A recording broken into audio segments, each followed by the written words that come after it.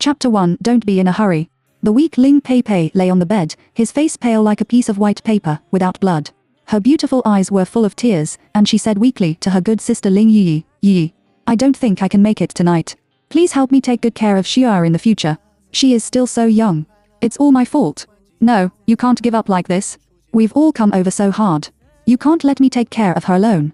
I want to take care of her with you. Ling Yi looked at her still beautiful face and cried silently. Ling Pei was the #1 beauty in Kyoto at that time. Her beauty and temperament were not comparable to ordinary ladies. She is the object of pursuit of major rich family and officials and nobles, but who would have thought that she is the last time of her life now? Yi, the chronic poison he gave me, I know my own body. It's my greatest luck to hold on to today. You. Don't be sad. Ling Pei took Ling Yi's hand and gently wiped her tears. There is a small wooden box under the bed. You. Help me put it away and give it to Xiao on her 18th birthday. Now everything should not. Tell her that she must become a strong man as she grows up. No. Don't be like us anymore. She coughed violently, and a mouthful of black blood spit out from her red lips. No, don't talk anymore. I'll take you to the hospital, and you will definitely be cured. I will definitely not let you die. Ling Yi was so anxious that she wanted to go to the hospital. She can't die. What should she do if she is going to die? Don't be in a hurry. It was found out too late, and the identity will be exposed if you go to the hospital. Ling Pei, while wiping the black blood from the corners of her mouth, she said in pain that at this moment, her pain had reached every part of her body. As if it was going to explode, especially in her chest, she knew that she was about to die. Promise me, please. You know me best, you know what kind of child I want to be. Tian Ao is so honest that he doesn't have time to accompany the child. If I can, I also want Xiao to grow up safely and healthily, but if she grows up like this, she will end up like me. I can't let her end up like me. Ling Pei said it painfully with all her strength, and almost fainted after saying that. Just waiting for her friend to agree to her last wish. She is her best friend and the only person she can trust. I promise you that I will make Xiao what you want, and I will take good care of her for the rest of my life. Don't worry, I won't make her the same as us. Ling Yi stopped crying. She knows her best friend. At the last moment of her life, she is the only person she trusts. The weak Ling Pei gave her a grateful smile. She is really tired. She really wants to sleep, but she can't. I'm going to call Xiao over. You must hold on, Ling Yi said anxiously. After saying that, he turned around and ran out of the room, leaning against the wall of the living room and choking. At the thought of my friend's departure, I pressed my chest distressedly. Tears kept flowing, but he didn't dare to cry. After wiping the tears, he began to look for young Fei. Ling Pei's time is running out, and now it can't be delayed for a second. She searched around the house but couldn't find the child, so she had to run outside to look for her. Finally, I found the little young Fei, who is at the neighbor's house next door. Demining, strong and abusive, strong and abusive, strong and abusive, important things are said 3 times. The growing heroine, violent and ruthless, sming and dark, full of revenge and hatred, 100% domineering villain style, so strong that she doesn't care about men at all. If you like delicate and soft or low-tearing cuties, be careful. Chapter 2. Can't mom not go to heaven? I have a good time with several other children. Xiao is 4 years old this year and has been a well-behaved and sensible girl since she was born. Today, she is wearing a little white princess dress, curved willow eyebrows, round and bright eyes with a little light blue. When you look at her eyes carefully, you will find that you will be inexplicably attracted to her and can't help but want to get close to her and trust her. She has a small and pointed nose, dark pink lips, and her baby fat melon face. The facial features that don't need to be modified by makeup at all, just like a little princess in a fairy tale. With 2 horn braids on her head, although she is only 4 years old, it is not difficult to see what kind of sinking fish and falling goose she will be when she grows up from her baby's fat face. Because she really looks like her mother, but when she thinks of her friend's departure. Seeing the little young face here, tears unconsciously slipped from her eyes. Xiao, come here quickly. She wiped her tears dry. Now, I can't waste any more time. I began to call her nickname from afar. Auntie, what's wrong with you? Young Fei, who heard the call, turned around. She ran over quickly and saw Ling Yi's red eyes. The little face was full of doubts, and he asked Ling Yi in a milky voice. It's okay. Your mother asked you to go in. She has something to say to you. Ling Yi said in a diverted way. He took young Fei's hand and quickly entered Ling Pei's room, letting young Fei sit on the bed. She went outside and found a way to inform Yang Tiao, Ling Pei's husband. Young Fei saw her mother lying weakly in bed. She didn't understand why. I was fine this morning. Why did I suddenly become so sick? I asked doubtfully, Mom, what's wrong with you? Xiao, Mom is leaving. She is going to heaven. You have to be obedient and listen to your aunt. If You miss your mother, look up. The star in the sky, the brightest one, is Mom. Ling Pei touched her little head in pain and said softly. The pain in her body is not as painful as the pain in her heart. Her snow is still so small. What should she do? Can't Mom not go to heaven? Sure will be scared alone. As soon as she heard her mother say that she was leaving, Yang Feishi was so anxious that she burst into tears. Although she didn't know where heaven was, she understood that her mother was going to leave her. Xiu'er, when you grow up, you can understand why your mother had to leave. Mom will become a star, watching you all the time in the sky, promise Mom. A few things, okay? Ling Pei couldn't stop crying. Her favorite baby has no mother. What should you do? When Yang Feishi heard that her mother was going to heaven, she would become a star. Suddenly, he cried loudly, Mom, don't leave me. I will be obedient. Don't leave. Hearing the child's heart-rending cry, Ling Pei felt another pain in her heart. This is fate. She can't bear her little princess, and she can't bear to leave so early. But those people didn't let her go.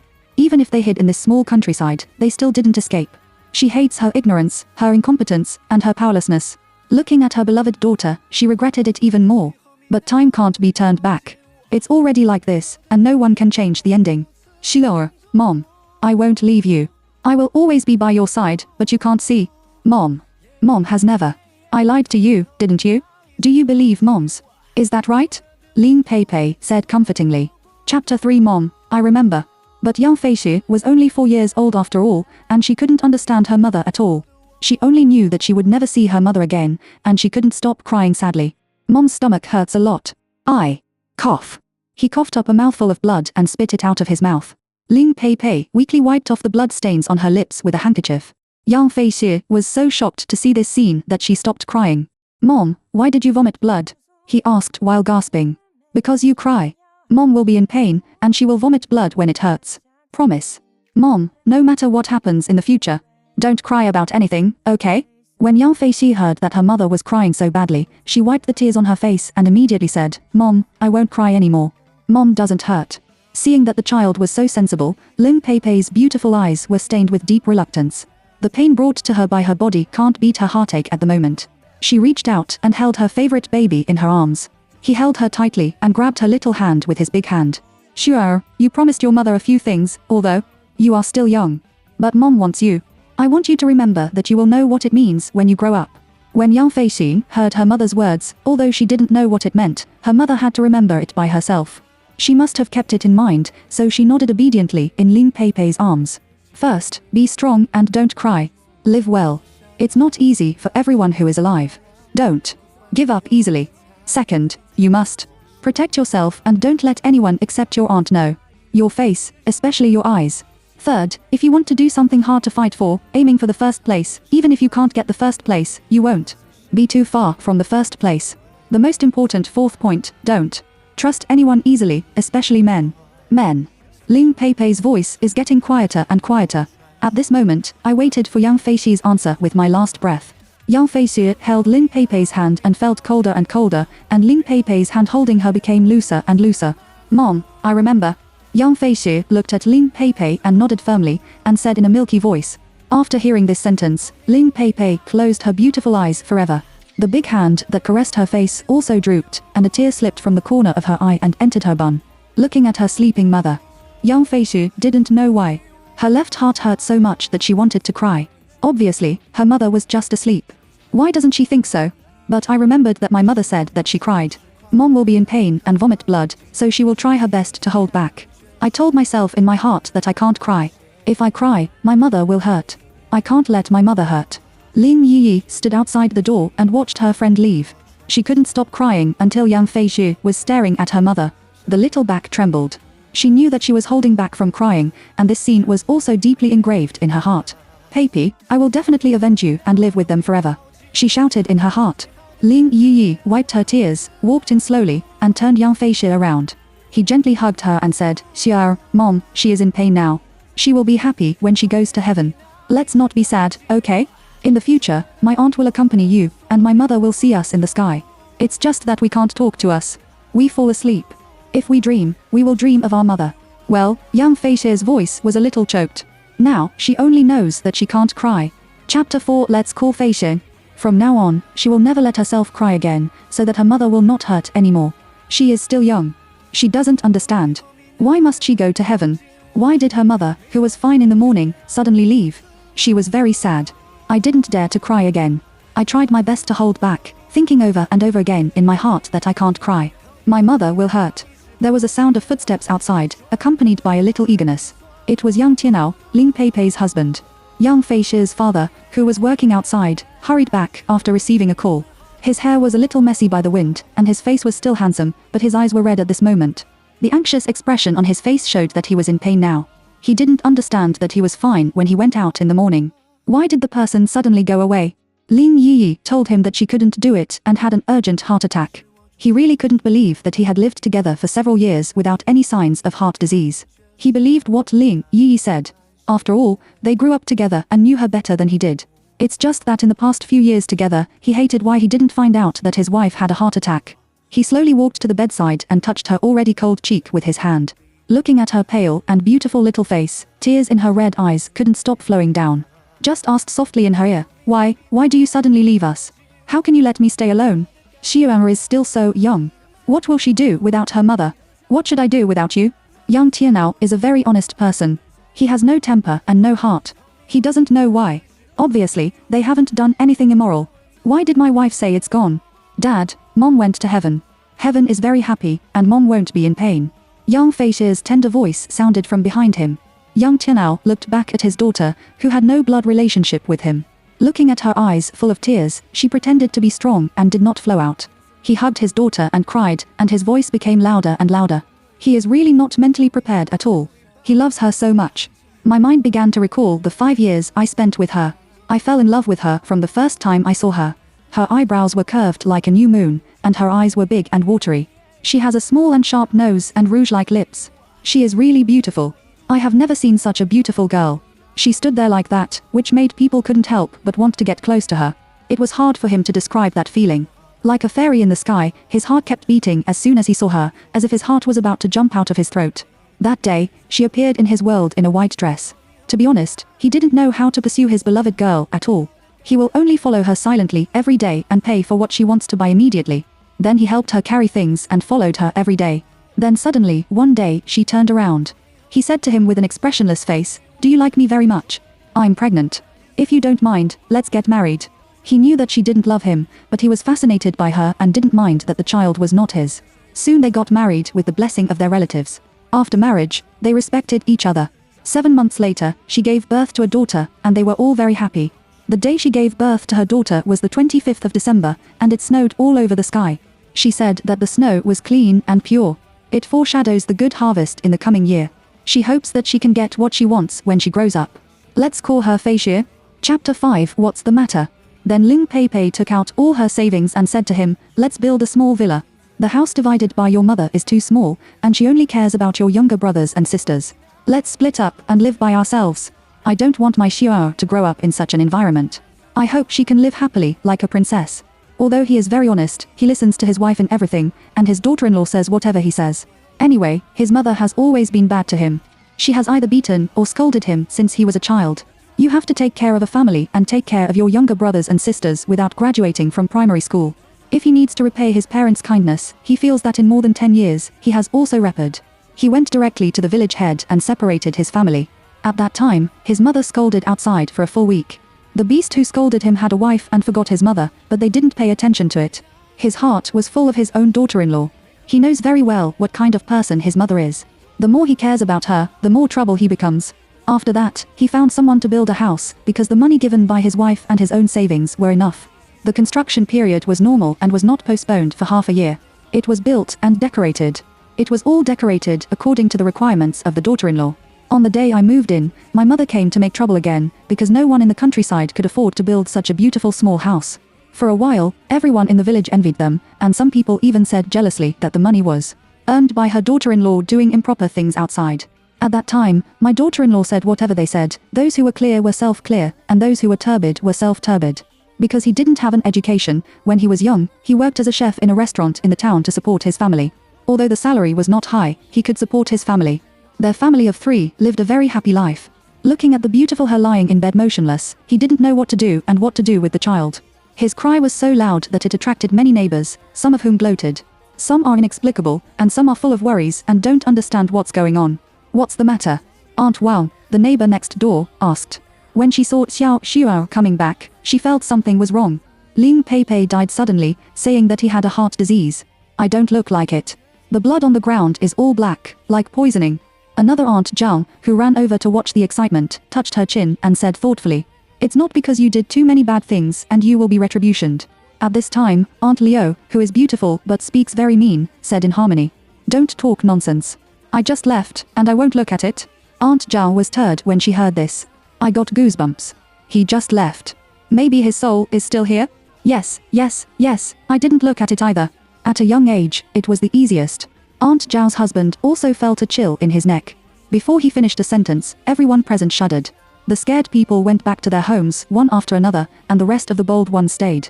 Grandma Wang next door saw young Tiao crying silently and came over and asked, "Tiao, what's wrong with you?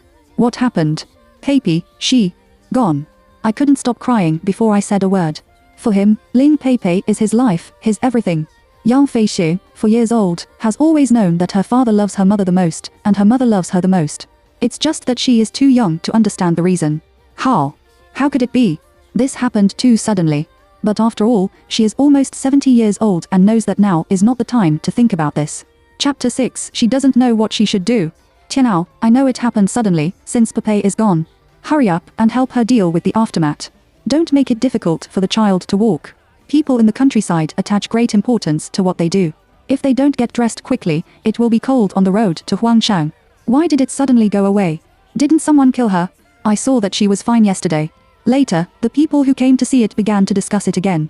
Aunt Ling, who used to be the most unaccustomed to her mother, said with her hands on her chest. The voice was very loud, and there was a sneer at the corners of her lips.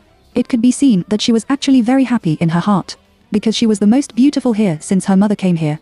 All the men in the village praised Ling Pei as the most beautiful. She had long wanted to see this scene. Isn't it? I saw that she was fine this morning, but she suddenly disappeared. Her good friend Aunt Li said helpingly that she also hated her mother because she once asked her mother to borrow money. My mother felt that she was not honest enough, so she didn't lend it to her, so she always held a grudge. Don't talk nonsense here. Are you sick if you don't see it? An elderly man scolded and said that he was Grandpa Wang, although he had no money. Because he was decent all his life, he was also respected in the village. When the women heard this, they closed their mouths. What kind of disease are you, Papi? You have a good journey. Aunt Yang, who usually has a good relationship with her mother, said to her mother in bed with a hoarse voice. She wanted to go there, but she was afraid. Everyone go back. Grandpa Wang shouted impatiently. I don't want to listen to the 7th and 8th aunts, you and I say every word. After all, they are simple rural people and talk a lot. Ling Yi looked at Ling Pei's body and cried silently, with her eyes full of pain and regret. She really regretted why she didn't find out earlier. I've been with her for the past few years. Why don't I know that she is poisoned? Just then, Grandmother Chen Chunmei came over, and her uncle Yang Tianze and Aunt Liu Yao followed her. They actually came here when they heard that Ling Pei was dead. When Cheng Chunmei saw that Ling Pei was really dead, she pulled out an imperceptible sneer at the corner of her mouth. Suddenly, he lay on her body and cried. My good wife, why did you leave like this? What should he do if he leaves my son alone? And Shua is so young, who can take care of her? I'm sorry. I should come to see you often. Crying is pear blossoms with rain, and the appearance of regret is broken.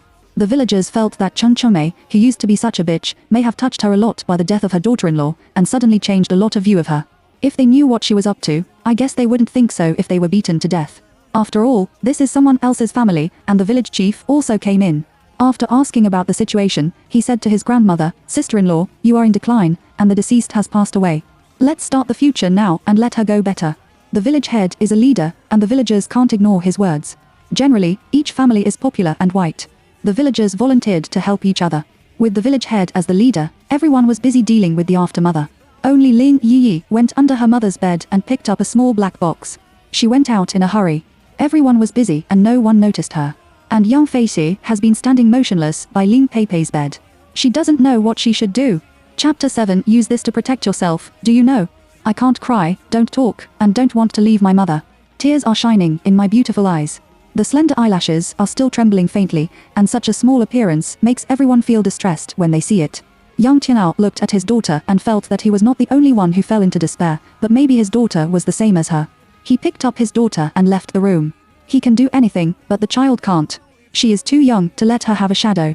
Yang Tianao took young Feishi to her own princess room and put her on the bed. He said softly to her, Xiong'er, each of us will go there in the future where Mom goes. It's just that Mom left a little earlier. Isn't Xiong'er sad? Really? Can I still see my mother in the future? When Yang Feishi heard that she could see her mother in the future, she asked with hopeful eyes. Well, yes. Xiong'er will know when she grows up, Yang Tianao said helplessly. He couldn't speak. The child was so young that he didn't know how to explain it, so he silently hugged her little. After that, Yang Tianao chose a cemetery for Lin Peipei in the woods behind the house. He didn't want to be too far away from her. In this way, he and his children can often visit her, and everyone has been busy for 3 days. It was not until the next day of the funeral that everyone found that Yang Feishi's eyes were empty and he had been in a daze. She did not shed a tear or speak. But everyone is also very busy, and no one cares about her. After Li Yi arranged everything, she said to Yang Tiao that she needed to go back to Kyoto for an emergency. I was going to take good care of Yang Feishi, but she had to go back. She hasn't gone back for several years. She misses her mother and also needs to go to Ling's house. If she knew what would happen when she returned to Kyoto this time, she would definitely not go back. Of course, this is for later. When she saw Yang Feishi sitting quietly in front of Ling Peipei's grave, her eyes were full of sadness. A beautiful baby face has no trace of life. She knows that there is no mother's child, which is normal. It takes time to recover, and Xiao Shuao has always been very sensible. She walked over slowly and gently touched her little head.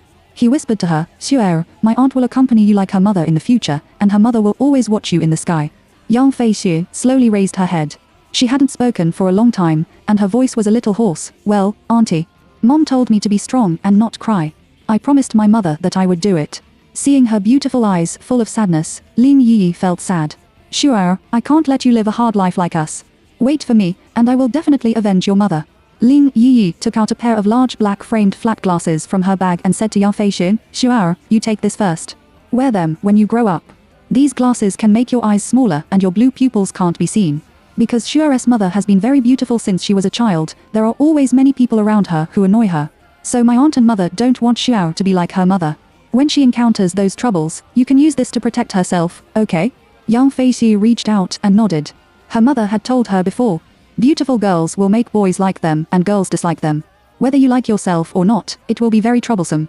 My mother always felt that she was still young and could find a way in 2 years, but she suddenly left. So the little aunt did this, and she was not surprised, because she didn't want any trouble. Chapter 8. Can't we not leave? Sure, my aunt has something to go back to her hometown. When it's done, my aunt will come back to accompany you immediately, okay? Lin Yi said to Yang Feishi in an apologetic tone, knowing that she was the most clingy except her mother. Can't you not go? Yang Feishi looked at her with pitiful eyes. She was really afraid of being alone. Everyone is busy these days, and she always feels so scared alone. Sure, don't be afraid, and Dad, I'll be back soon. Lin Yi touched her little head and said gently. Yang Feishi nodded slowly, thinking that as long as it was not too long, she could wait. It's just that the countryside in the 1990s was still backward, and everyone wrote letters to contact each other. There is only one phone in the village, and it is still far away. She is too young to feel at ease. She can't write a letter, thinking that she just needs to come back quickly. Lin Yi felt that she would come back soon, but she didn't take anything, so she said goodbye and left. After she left, Grandma Chen Chunmei came over. Seeing Yang Feishi staring at the sky at the door in a daze, she asked, Little Rabbit, where is your father? She spoke in a swearing tone, as if she owed her much money. Ling Peipei has always been cold to her, so Yang Feishi is also used to her cold tone. Mom used to tell her that people like Grandma are selfish and small. If she curses, just ignore her, which is the best way to deal with it. So she didn't lower her head and continued to look at the sky, thinking about when the stars would come out. When Chen Chunmei saw her like this, her anger soared up. He stepped forward and slapped her in the face, directly hitting her to fly a few meters away, and a few fingerprints immediately appeared on her face. You, motherer, I'm talking to you, what's your attitude? When I see you dead, I think of your mother's slut. I'm really angry. After scolding, he went straight in and shouted Yang Tianao, who was cooking inside. Yang Feishi stared blankly at her grandmother walking in. Her face was so painful that she wanted to cry, and tears rolled in her eyes. She held back from letting it fall. She squatted in the corner, holding her legs and leaning against the wall, still looking at the blue sky. Tianao, Tianao, Tianao. Chen Chomei shouted louder and louder. Well, Yang Tianao agreed in the direction of the kitchen. As soon as she saw that Chen Chomei came in, she opened her mouth and shouted, Why are you here? I came to ask you about your future plans. She didn't take any detours and said it directly. Yang Tianao didn't say anything. He didn't think so far. Chen Chongmei looked at his Muna's expression and knew that he must not have started to think about it. He hurriedly said, "You work in the town with a high salary, and your family's land is not promising. I can only have a mouthful of food to eat.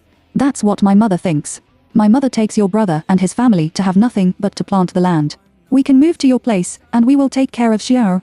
You just need to give us some of Xiao's living expenses every month." Yang Tianao frowned and thought for a while and said, "I'll ask Xiao later."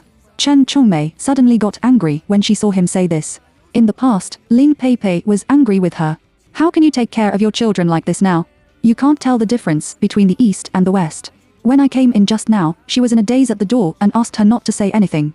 If we live in, the big house will be more lively, and the two children, Yingshuo and Yunro, can also accompany her more." Chapter 9. Mom, is that you? In fact, Yang Tianao thinks of Ling Peipei all the time when he looks here, and he is going crazy. How can I control Yang Feishi? I only know that I don't want her to be hungry, so I nodded. As soon as Chen Chongmei saw that he agreed, she immediately left the door happily. He didn't even look at Yang Feishi, who was squatting in the corner, until Yang Tiao cooked and came to ask her to eat. Both of them looked like they had no master. In Yang Feishi's heart, he doesn't know why his father is different from other people's fathers. There will always be only her mother in his father's eyes, and her mother is gone. His eyes were also empty, and there was no expression on his handsome face. Yang Tianao actually belongs to the kind of person who looks ordinary at first glance, and the more he looks at it, the more beautiful he is. Now his face is pale, and there is no trace of spirit in his whole body. The two were eating in silence, and neither of them spoke. After dinner, Yang Feixian sat at the door again. Yang Tianao looked at Yang Feishi's face, which was the same as Ling Peipei, and he couldn't help feeling sad. Sometimes he wants to walk with her, feeling that he has no courage to live, but her daughter is still too young. Slowly walk to her and say, "Xiao, Dad is going to work. Grandma, they will come to take care of your life and be obedient at home, okay?" In his heart, although his mother doesn't like him, Yang Feixi is a child after all. Let them come and live in his house, which will never hurt her daughter. When Yang Feixi heard that her grandmother wanted to take care of her, she immediately yelled at her father angrily, "No. I don't want them to take care of me. I hate them. Xiao, no one is taking care of you now. I'll let them leave when your aunt comes back, okay?" His tone of discussion was obvious, because he didn't know what to do. He just wants to keep himself busy, otherwise he will always want to go with her. Yang Feixi's faint eyes flashed with tears, thinking of the slap her grandmother just now. She was really sad in her heart. She remembered that her mother said to be strong and not cry. "I promised my mother that I would do it." I didn't say anything and continued to look at the sky. Gradually, the North Star appeared in the sky. She asked in her heart, "Mom, is that you?" The next day, Grandma came over early in the morning with her uncle Yang Tianza's family. It was not far away, and it was convenient to move to the west. In less than an hour, they all arranged it. And Yang Tianza's wife Liu Yuan began to choose a room with her two daughters. The eldest daughter, Yang Yingshuo, is 6 years old, and the youngest daughter, Yang Yunro, is 5 years old. Liu Yuro is quite scheming. Knowing that the most bedroom is Yang Feishi's room, she has long wanted her own daughter to live in. Unexpectedly, the opportunity came so quickly, but she knew that everything could not be done until Yang Tianao left. First, choose a random room to put down the things, and then quickly went to Yang Tianao. I saw Yang Tianao putting the packed package on the table and holding Yang Feishi and talking. She walked over slowly and said in a slightly sad tone, "Brother, I know you are not feeling well now. But life still has to go on. Don't worry about going to work. Leave your family to me. I will take good care of Xiao and treat her like my own daughter. Thank you, brother and sister. In the future, Xiao will bother you and the second brother," Yang Tianao said gratefully. Chapter 10. Yao's father died in an explosion. It's okay. It should be. We don't live in the eldest brother's house. We are originally a family. It is appropriate to help each other, Liu Yuro said against his heart. God knows how long she has been waiting for this day. Since she knew that they were building a house, she hoped that the house was her own. She blamed the old lady and Yang Tianza for being useless. Next, she must make this house her own. I won't say more about the words of gratitude, so my mother and I said goodbye and left. Okay, I'll call my mother. Big brother, wait a minute. The moment she turned around, there was an undisguised smile on the corner of her mouth. After saying goodbye to everyone, Yang Tianao left with some clothes. When he left, he didn't even look back. He is particularly afraid of this family now. There is a shadow of Ling Peipei everywhere. She is too deep in her heart. But 2 days later, someone suddenly came to report that Yang Tianao died in an explosion. It was the leakage of kitchen gas, resulting in an explosion, resulting in 3 deaths and 2 injuries. Yang Tianao died on the spot. The hotel compensated 5,000 yen. In 1994, 5,000 yen was a lot. The Yang family, who received the news, were heartbroken on the surface, but extremely excited in their hearts. Now, the house is theirs, and so is the money. With this money, they can do some business. And this little girl killed her in minutes. When young Fei heard that her father also left with her mother, she still didn't cry. Everyone thought she might be stupid. She didn't say anything or cry, just sat there stupidly. However, her own inner thought is that I can't cry, I can't let my mother hurt, and my father went to accompany my mother. Dad is so kind to mom. He will definitely take good care of her. It doesn't matter to me alone. I will be strong. The young family hurriedly held a funeral for young Tianao and buried it with Ling Peipei, a new grave. There is always a sinister feeling in the evening. Rural people have such a saying. Young people have a heavy resentment about their death, so it's evening. Everyone was scared. After all, the two of them suddenly disappeared. Why is everyone passing on? The couple were fine a few days ago. Is it an accident or a man-made relationship? Who is it? The most beneficial is young Tiao's brother's family, and rumors are flying all over the sky. He said anything, but the young family didn't say anything, and they didn't say anything in front of them anyway. What's more, it's none of their business. If there is no evidence, everyone will forget it for a while. That night, Yao's family had a meeting to see how to arrange Yang Fei. He promised to take it before, because young Tiao could still make money, but now he is completely helping others raise their daughters for nothing. But if she is kicked out now, the villagers will say that they have no conscience. And maybe Ling Yi will pick her up when she comes, and finally unanimously decided to keep her at home to help with some work. Young Chenza wanted to say something, but he looked at his daughter-in-law and mother and still didn't open his mouth. Liu Yuao took young Fei to the wood room and said coldly, "This is where you will live in the future. Now that your parents are gone, we will provide you with food and accommodation, and you can help the family do some work within your power. I will pick up firewood from tomorrow, boil water and clean the house. Otherwise, don't blame me for being rude. Don't want to eat rice." That ugly face made people feel disgusted. Yang Fei, who was only 4 years old, nodded. "In my heart, I just thought about when my aunt would come to pick me up, and what should she do alone?" Chapter 11 Kill Your Little Bitch. She walked to the door of her room alone. It was probably a habit. She liked her room very much since she was a child. It was carefully arranged for her by her mother, and she was familiar with everything in the room. Most of the time, her mother sleeps with her in her room. She watched Liu Yue and her two daughters Rummag through her things in the room, and took all the valuable things and put them in their pockets. And the two cousins looked for her clothes to see which ones they could wear. Suddenly, she remembered a ruby necklace her mother had given her and put it under the pillow. At this time, Liu Yue just turned over, and Yang Fei rushed in immediately. He desperately tried his best to grab the necklace. When Liu Yue saw it, he immediately raised his hand. "What do you want to grab? Now, this thing is mine." "No, it's not yours. This is what my mother gave me. It's mine." Yang Fei shouted angrily and jumped up to grab it while shouting. "You think so well. Now, everything here is ours. Your parents are dead, do you know? We'll never come back. You have to eat and drink ours yourself, and you still want to take it back, you little bitch." While saying that, he slapped Yang Fei in the face. "You're talking nonsense, talk nonsense, give me back my things." Yang Fei ignored what she said and continued to shout. "This is given to her by my mother. It is given to my mother by my grandmother. My mother has always cherished it. She said that this was the only thought given to her by grandma, and she must not let the second aunt take it away." Looking for death, Liu Yue dragged Yang Fei to the woodshed. When he came to the wood workshop, he picked up a very thin piece of wood and began to beat Yang Fei. There are also small thorns on the pieces of wood, which are more painful than a wooden stick. "Kill you little bitch, do you think it's not yours? If you don't make it clear to me today, I'll beat you to death." He cursed and beat at the same time, and his face was undisguisedly fierce. Yang Fei soon had red blood stains all over her body. She was very painful, and her heart ached even more. The thing is hers, and she won't admit that it's not her. Young Yunshu and young Yunro next to him were only 5 to 6 years old. Looking at them, they felt particularly relieved. "I used to be unhappy when I saw her. She was surnamed Yang.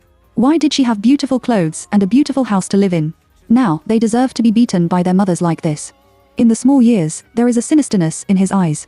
Young Chenza came back from the field to prepare for dinner. When he came in, he saw this situation. He took Liu Yuro's hand and said anxiously, "Yuro, you can't fight anymore. Look, she is covered in blood. If you hit her again, you will die. She is just a child."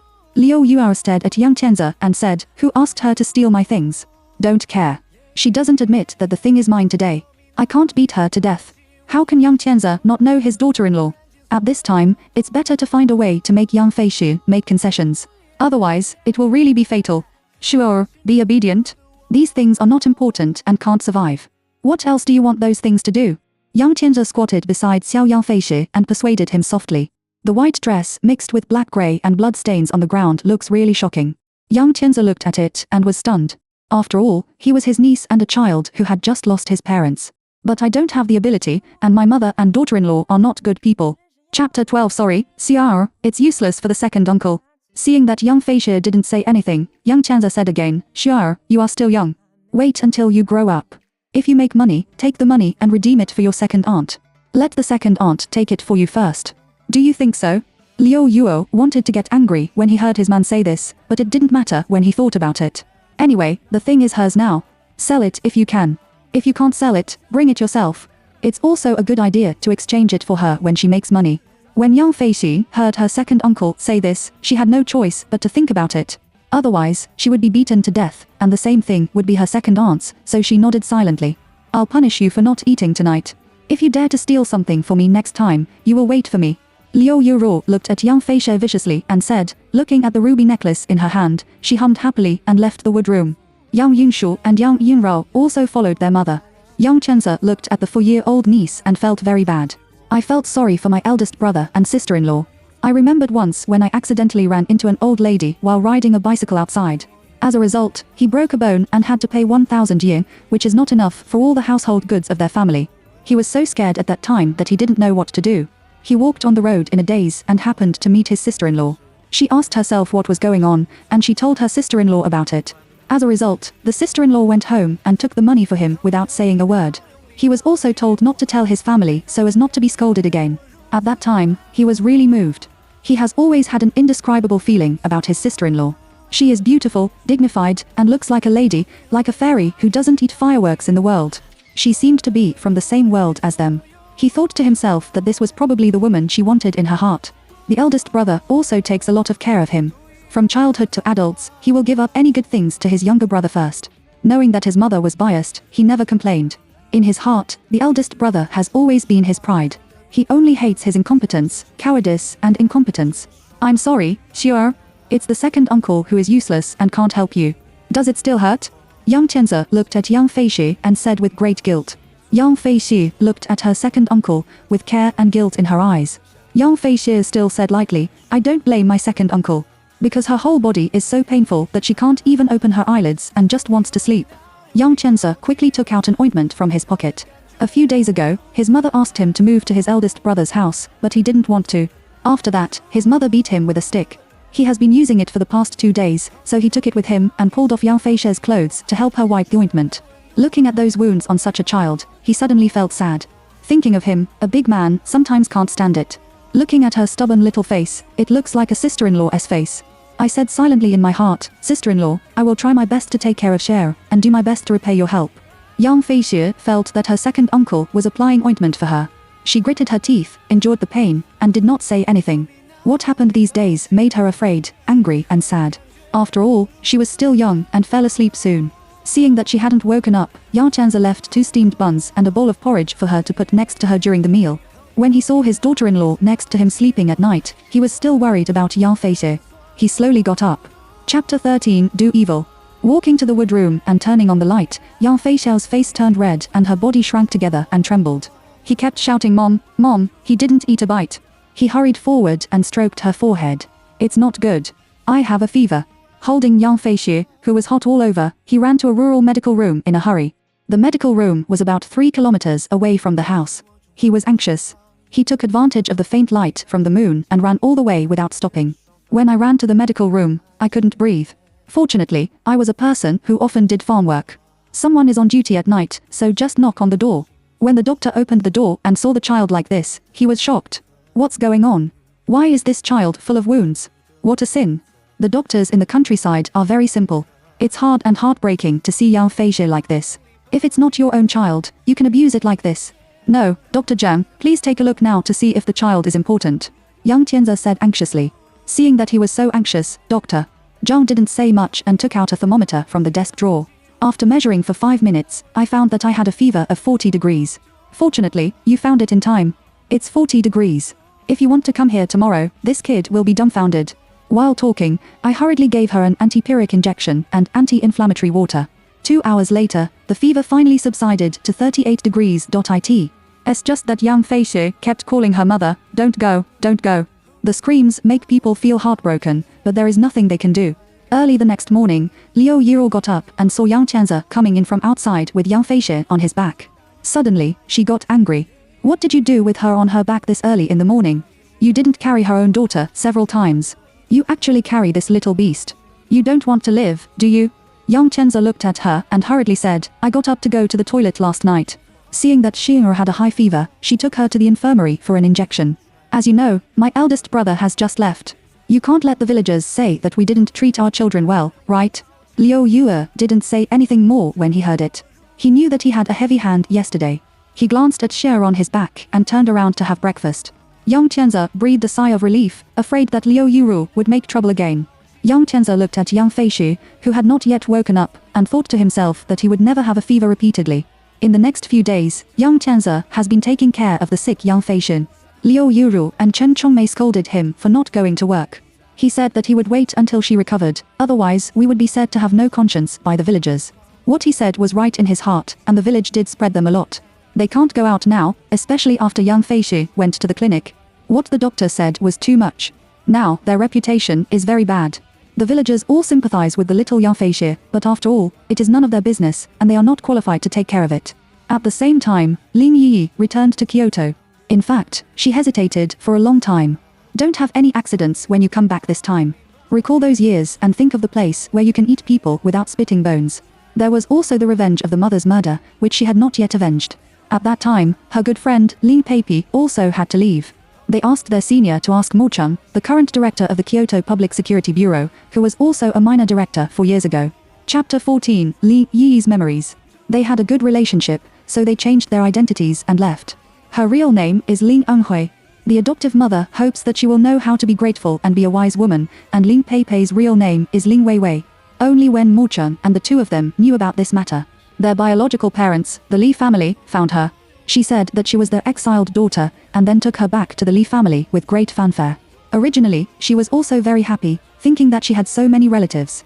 But when she went to the Li family, she knew that the Li family looked down on her at all, and everyone sneered at her. One night, the toilet in her room suddenly broke down, so she went out to the public toilet. Passing by her so-called parents' room because the door was not closed, she heard what they said before she knew that they asked her to come back to marry. At that time, his father Li Yi said, find time to talk to Lin Yi about the marriage. This matter can no longer be entrusted. The company will hold on for a month at most. That can't be said directly.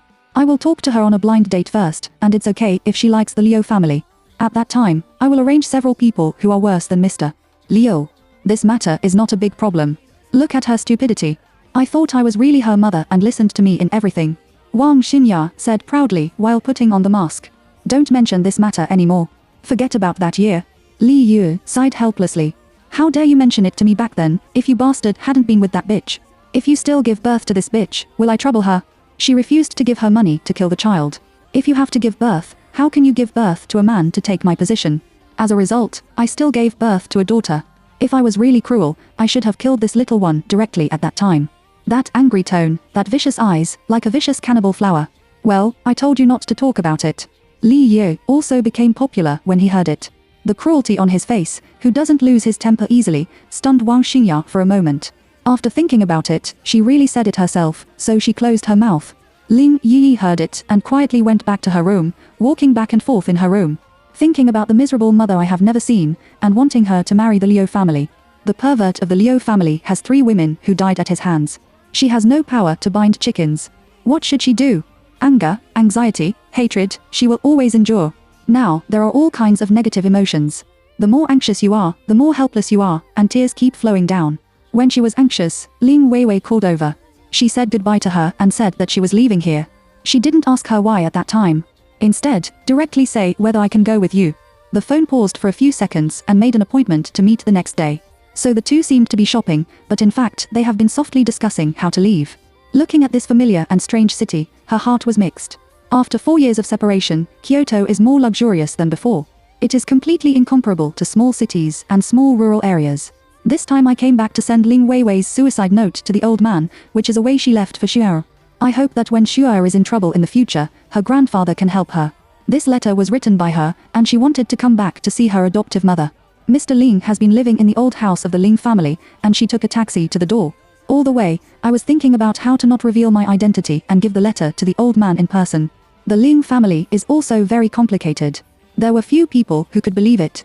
Maybe he was lucky. When he got out of the car, he happened to see Ling Wu, the housekeeper of the Ling family. Chapter 15, Meet Mr. Ling.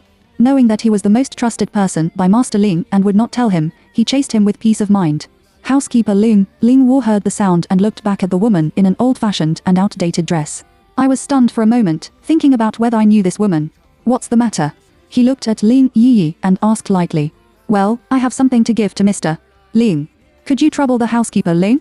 She speaks neither humble nor arrogant, and doesn't look like a country woman at all. You are. Ling Wu looked at her and felt familiar with her but couldn't remember who she was. She slowly walked to Ling Wu's side and whispered, Uncle Ling, I'm Hai. I can't expose myself. Ling Wu looked at Ling Yi in surprise. Miss Xiaohui, you're back, and Miss Weiwei is also back. Ling Yi looked at Ling Wu's eyes dimmed, and a pair of beautiful eyes were full of tears. In fact, she is also very beautiful, but she never dresses herself up. She has always wanted her ordinary self to meet an ordinary him, but unfortunately she has never met him. Ling Yi is now 26 years old, and she has no hope for her future. Now, she is determined to cultivate Xiao, and revenge is her only goal in life. Instead of answering Ling Wu's question, she continued to ask, Uncle Ling, can I see Grandpa Ling now? When Ling Wu saw her like this, he probably guessed that something might have happened to their lady. Thinking of the girl I grew up watching since I was a child, she has been likable since she was a child. She was so beautiful that tears suddenly came up in her eyes. Wait a minute. I'll talk to the master. He politely replied, turned around and rushed into the gate of the Ling family. Ling Yi looked at his hurried back and felt deeply in her heart. Looking at the old house of the Ling family, 2 huge stone lions are located at both ends of the gate. The 2 rows of green cypresses are powerful, and the green pines are green. Standing at the door, you can know how elegant the house is. And she bit her red lips lightly at this moment, hating her incompetence even more. I didn't know how to tell Mr. Ling. After a while, Ling Wu ran out to pick him up. She followed the housekeeper Ling Wu in and looked at the current Ling family. The Ling family is still the same as before. The decoration is mainly made of solid wood, because the old man likes sandalwood. Many pieces of furniture are made of sandalwood, so there will be a faint sandalwood fragrance, which is very fresh. It's just that the feeling of coming in again is not the same as before. All the way through the living room to the backyard, there are many precious flowers and plants in the backyard, which makes people feel relaxed and happy at a glance. Especially the lotus flowers in the pond, which look like colorful sails swinging on the blue waves from a distance. Such a scenery, but she is not in the mood to enjoy it. After passing the backyard, we came to a small yard, which was where the old man lived. He liked to be quiet. Before she got to the door, she watched the old man waiting for her at the door, and she didn't know how to open her mouth. The old man loves Ling Weiwei the most. If such a thing hadn't happened back then, how could he be willing to leave her? As soon as he left, there was no news. No matter how hard he looked for it, he couldn't find it.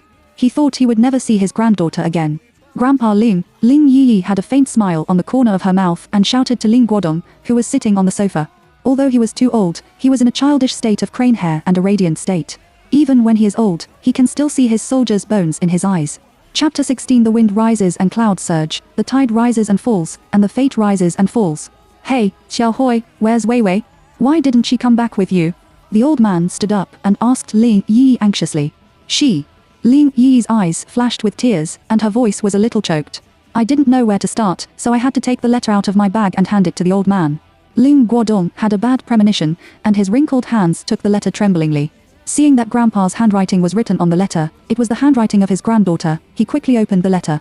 Grandpa, the unfilial granddaughter can only say goodbye to you on the letter when you read this letter. I'm no longer alive. I thought I could stay by my grandfather's side all the time, as carefree as when I was a child. It's a pity that God doesn't follow people's wishes, and many things seem to be destined by heaven. It's just that Weiyao still can't let her grandfather go. I hope Grandpa won't be sad about my departure. I have a daughter. Her name is Young Fei Shi. She is 4 years old this year. I can't worry about my child. I don't want her to follow in my footsteps, so I, Tunhui, educate her well. When she is 18 years old, she will come to you. Please take care of my daughter and help her. She will show you filial piety for me. You must be healthy and live a long life. Please, help my daughter, and Weiyao will repay your kindness in the next life. Finally, I'm sorry to you again. Don't be sad for me. Don't avenge me. This is my destiny. The wind rises and the clouds surge, the tide rises and falls, the fate rises and the fate disappears. I just ask you to take good care of Xiao. Unfilial granddaughter, Ling Weiwei's excellent writing. Ling Guodong read the letter, his hands trembled, and tears flowed from his old eyes. He could see the eagerness of the letter, and only told the point. How could his poor granddaughter be so miserable? How can a white-haired man send a black-haired person to such a beautiful child? The more I think about it, the more my heart hurts. The more I think about it, the more angry I feel. My eyes are full of regret and hatred. Who is it? Who killed her? She was poisoned. When she was found, it had already entered her heart. She refused to tell me. I don't know who poisoned it or how it was poisoned. I don't know how the place where we are exposed. Don't you have any clues? Mr. Ling asked eagerly. No, I'll check it when I get it done here. I must avenge Wei Er. Looking at Mr. Ling, Lin Yi said firmly. She must make everyone who has hurt them pay the price. The old man lowered his head. Now, he can't stretch his hand so long. Don't attract the attention of some people. Finally, he silently took out a transparent purple jade pendant from his body. You take this and give it to my great-granddaughter whom I haven't met, in case I can't wait for that day. You ask him to take this to Hao Jiao, and I will give it to you. Don't worry. Knowing that she didn't dare to trust anyone casually now, she said one more. Looking at the jade pendant in his hand, there is a Guanyin on it, and Guodong is engraved under the lotus bud of Guanyin. This is the old man's personal object, and he knows it. Well, I got it. Grandpa Ling, please take good care of yourself. Everything will be fine. I will take good care of Xiar, and I will definitely not make her the same as Wei Wei. I saw the old man's gloomy eyes. His eyes were full of pain and regret. Knowing that his heart was actually very uncomfortable, he comforted him. Mr. Ling nodded. The housekeeper and Lin Yi knew that he wanted to be alone now, so they said goodbye and left. Chapter 17, Why is it like this? Before leaving, he told the housekeeper not to reveal her whereabouts, just as if she had never been here. Out of the gate of Li's house, she put on a mask and took a taxi to the door of her adoptive mother Ling Shi's villa. The adoptive mother was originally the eldest lady of the Ling family. She studied abroad in those years, and the Ling family had a fire in the villa for some reason. All the Ling family members were burned to death in the fire. When she came back from the news, she began to look for the arson murderer like crazy. But after searching for a long time, there was no clue at all. She didn't believe it was an accident, but she couldn't find any evidence. When she was discouraged, she walked to a riverside alone and saw an abandoned baby girl, Ling Yi. She was kind-hearted and decided to raise the child by herself. At that time, she, probably because she doesn't want to divert her attention and not to be precipitated in the pain of losing her loved ones all the time, she studied financial management abroad. Therefore, after returning to China, she started an investment company by herself, and her career was also booming. She was also a famous female financial entrepreneur in the industry. She has never been married. She once vowed that she would never get married for the rest of her life if she could not find the murderer who destroyed the family. Lin Yi didn't know whether her mother would blame her. She shouldn't have gone back to the Li family back then, and she shouldn't have even said hello to her mother. This walk was 4 years. She was afraid that her mother would not forgive her. What she didn't know was that after she left, the Li family was angry with Ling Shi. Forcing her to transfer all the assets in her hand to the Li family cut off her tongue. Her legs were broken and she was locked in the villa. Some nurses took turns to take care of her, but they said that Ling Shi was seriously ill and needed to rest. They expected that one day she would come back to see her adoptive mother. I just didn't expect that she had been waiting for 4 years, and she had been away for too long, and she didn't know the current situation in Kyoto at all. At this moment, she will throw herself into the net as soon as she knocks on the door. When she stood at the door of the house, she was very nervous. After taking a few deep breaths, she raised her hand to ring the doorbell. As soon as the nurse opened the door and saw a strange country woman, he immediately raised his guard. Who are you looking for? I'm looking for Ling Shi. I'm Ling Anhui. She thought it was her mother's new servant. In addition, even the old servant couldn't recognize her when he saw her now. She wanted to see her mother so much that she didn't see the sneer in the eyes of the nurse. The nurse opened the door and asked her to go in with a clear smile. She entered the door with her front foot, and the nurse picked up a wooden stick behind her and knocked her unconscious. When she woke up, it was already night, and she opened her eyes in a daze. What I saw was my mother's room, and she was lying on the bed. She turned her head and looked at herself with effort, but tears kept flowing in her eyes. There was a sound in her mouth, as if she couldn't speak. She wanted to walk over to see what was wrong with her mother. I found that I was tied to a chair and couldn't move at all. She cried anxiously and shouted at Ling Shu, Mom, what's going on? She doesn't know what's wrong. At this moment, her eyes were full of her mother lying on the bed in pain. Mom, what's wrong with you? Why are you like this? You speak up. However, her mother just kept crying and making a sound in her mouth, and her hand tried to reach in her direction. But it seemed to be very painful, looking at her with pain in her heart. The door suddenly opened, and a lady came out, wearing a gorgeous cheongsong. Wearing a white shoulder, her exquisite makeup makes her look elegant and noble. The age of almost 50 looks like she is in her 30s. This person is Wang Xingya. Ling Yi, who saw Wang Xingya, shouted at her with resentment in her eyes. It's you. Chapter 18. After waiting for you for 4 years, I'm finally back, hee hee. Why do you treat my mother like this? Why did you come to me? Why did you hurt my mother like this? Ha ha. As if hearing a funny joke, Wang Xingya covered her mouth and laughed. Why? Let me ask you, didn't you run away? Of course, someone has to be in charge, doesn't it? What is revealed in the eyes is sinister and proud. What on earth have you done with my mother? What do you want to do? Knowing that it is useless to say anything, she wants to save her mother now. It didn't happen, but cut off her tongue and broke her legs. Wang Xingya said coldly, and the corners of her lips pulled out a sneer, as if she was pinching a small ant. Hearing such words, Ling Yi broke down. It was her who blamed herself. She felt sorry for her mother, who had raised her for 20 years. She didn't expect the Li family to be so cruel and treat her adoptive mother like this. What do you want? Knowing that she didn't kill her mother, she must have a purpose, otherwise she would not save her mother's life. Well, the reaction is quite fast. I thought you were going to continue to make a fuss for a while. After saying it sarcastically, her eyes were full of undisguised pride, which made people want to smash her to pieces. Looking at Ling Yi's angry and broken expression, and her face, which was a little similar to her own mother, she couldn't get angry. After 4 years, I waited for you for 4 years and finally came back, hee hee. At first, I thought you would come back soon. As a result, I actually made me wait for 4 years. In another year and 5 years, the appointment will arrive, and then you will come back. Your adoptive mother is also waiting for you. Wang Xingya fiddled with her fingers and said coldly. What do you mean? Ling Yi doesn't know why. There was a very bad premonition, but she also knew that everything was too late. It's not interesting. It's just Liu Wenbing. You must get married. He likes you and you have no way out from that day on. We agreed to get married within 5 years. Don't want to run away, unless you want to watch her die. She took a knife from the nurse's hand and slowly walked to Ling Shi on the bed, with a sneer on the corner of her mouth. No, don't do this, don't do this. Looking at the knife on Ling Shi's neck, she was anxious and roared at Wang Xingya in despair. I promise you, as long as you let my mother go, I promise you everything. As long as her mother is okay, she is willing to die, let alone get married. That's how good you are. Be obedient and get married within 3 days. Don't have any more thoughts. Otherwise, you won't want to know how I let Ling Shi die. Wang Xingya withdrew the knife. Ling Yi, who couldn't cry with her eyes, said coldly. I see. Can you let me accompany my mother for these 3 days? I promise not to run away. I will listen to you even if I marry the Liu family, as long as you don't kill my mother. She begged Wang Xingya in a low voice. She knew that if they didn't bow their heads and forcefully, they would definitely have no hope of escaping. She just wants her mother to live now.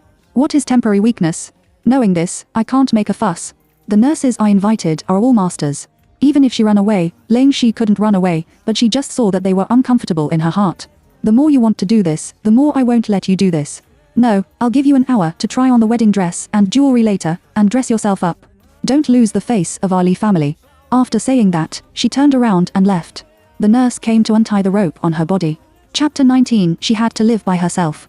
She looked at her mother in bed, tears in her eyes kept falling down, and she knelt on the ground. She knelt in front of Ling Shi's bed step by step with her knees, stretched out her little white hand and gently stroked Ling Shi's cheek. Mom, Hui, I'm sorry. It's all my fault. It's all my fault. What should I do? How can I save you? Ling Yi's heart was like a knife cut, and she couldn't breathe in pain. The more she cried, the louder she cried. Her cry was like a flood beast engulfing Ling Shi's heart. Tears kept flowing, but her mouth could only cry. She really wants to say, don't cry, Mom is fine, but she can't say anything. How can Ling Yi not understand her mother? She has loved her since she was a child and can't bear to make her suffer a little injustice. No matter how hard I was, I didn't make her sad, thinking that it would have been good for me and my mother to depend on each other. Why did it become like today? The more I think about it, the more I can't stop crying like a faucet with the gate open. Finally, the nurse couldn't stand it anymore. He wanted to go to the toilet, so he didn't look at it. Ling Shu immediately tore off the necklace from his neck and put it in Ling Yi's palm. With great effort, she wrote with her fingers in her palm that Jinan Bank was looking for Chen Hui. After finishing writing, the nurse just came in. Ling Yi lay on Ling Shi and was still crying in a low voice to cover up her behavior just now. She didn't know what her mother meant now, but she didn't think too much. She remembered the name Chen Hui over and over again in her heart. She thought that this should be the last hope for her and her mother. She can't act rashly. She must be calm this time. 3 days later, she married Liu Wenbing. There were not many people, so the two families had a meal together. After all, this is the 5th time, and I don't know when I was played to death again. After a week of recuperation, Yang Feishi's baby's health has recovered quickly, and he has recovered more than half of it. Cheng Homei and Liu Yuru were angry when they saw her sitting there waiting for food. Why do they want to support you? The two of them began to ask her to work. Go to the back mountain to pick up firewood, sweep the floor, wash the dishes and clean up. She knew that she had to do it. Now, there is no one to protect her. She has to live by herself and wait for her aunt to pick her up. On this day, she was washing dishes. The stove in the countryside was too high, and she was too short. I can only stand on the stool and wash the dishes, washing them slowly one by one, and finally finish washing. I was about to carry the washed dishes to the cupboard, but Yang Yunshu and Yang Yunro came in. Yang Yunshu is 6 years old and has a little more strength. Deliberately kicking the stool with her foot, Yang Feishi fell down with a bowl and a person. With a bang, the bowl fell to shatters, and Yang Feishi himself hummed in pain. Fortunately, the stool is not high, otherwise it would be troublesome to fall on the bowl. The two sisters looked at her and smiled proudly. Haha, you deserve it, big fool. Hearing the sound, Liu Yuru immediately ran over and saw the bowl fall to the ground and break. He came up and pulled Yang Feishi and slapped her in the face. You little bitch, loser, this bowl doesn't cost money, and you broke so much at once. You don't have to eat all day today. Clean up for me right away. After scolding, he pulled his two daughters out of the kitchen for fear that they would accidentally step on the broken bowl. The two of them also turned around and made a grimace at her, with a smug little look. It's really the same as their mother, which is disgusting to look at. She took the trash can and picked it up one by one. She still cut her hand, and blood kept flowing out of her small fingers. She tore off a piece of cloth from herself, simply wrapped her hand, and continued to pick it up. Chapter 20. Why can't the blood on the ground always be wiped clean? After picking it up, he found that the ground was full of his own blood, and he took a mop to clean the ground again and again. If anyone sees this scene, they will be heartbroken for this child. The small figure, she is only 4 years old, and her fingers and clothes are full of her blood. And she continued to wipe the ground as if it wouldn't hurt, but she didn't understand why the blood on the ground was always not wiped clean. She wiped it for a long time and found that her hand was still bleeding, so she wiped it with her uninjured hand. Only then did she wipe off the blood stains on the ground and washed her little hands. He put his bleeding hand in his mouth and went back to the woodshed where he slept. Sitting on a small bed made of wooden boards, which Yang Tianzi set up for her. Originally, I came here to put wood, but there was nothing. As long as they don't pay for it, they have no problem. The quilts are all worn out. The clothes were also prepared to be thrown away by the two sisters. She picked up the glasses left by Lin Yi next to the pillow. She wondered why her aunt didn't come back and how long she had to wait. Quietly closed her sad eyes. A moment later, she slowly opened her eyes. Her eyes were really beautiful, and her eyelids were obvious. The eyeballs are sea blue and round, which is very shiny from a distance, like shining stars in the night sky. With a pointed little nose and pink little lips, it is unforgettable to see. Especially recently, she has lost a lot of weight, and her two sisters often called her a little vixen as soon as they saw her. She saw in the mirror that although she was dirty, she couldn't hide her overly beautiful face. As beautiful as God's careful carving, she looks like her mother, remembering Lin Yi's words at that time. Holding glasses on her face, she suddenly turned into an ordinary little girl.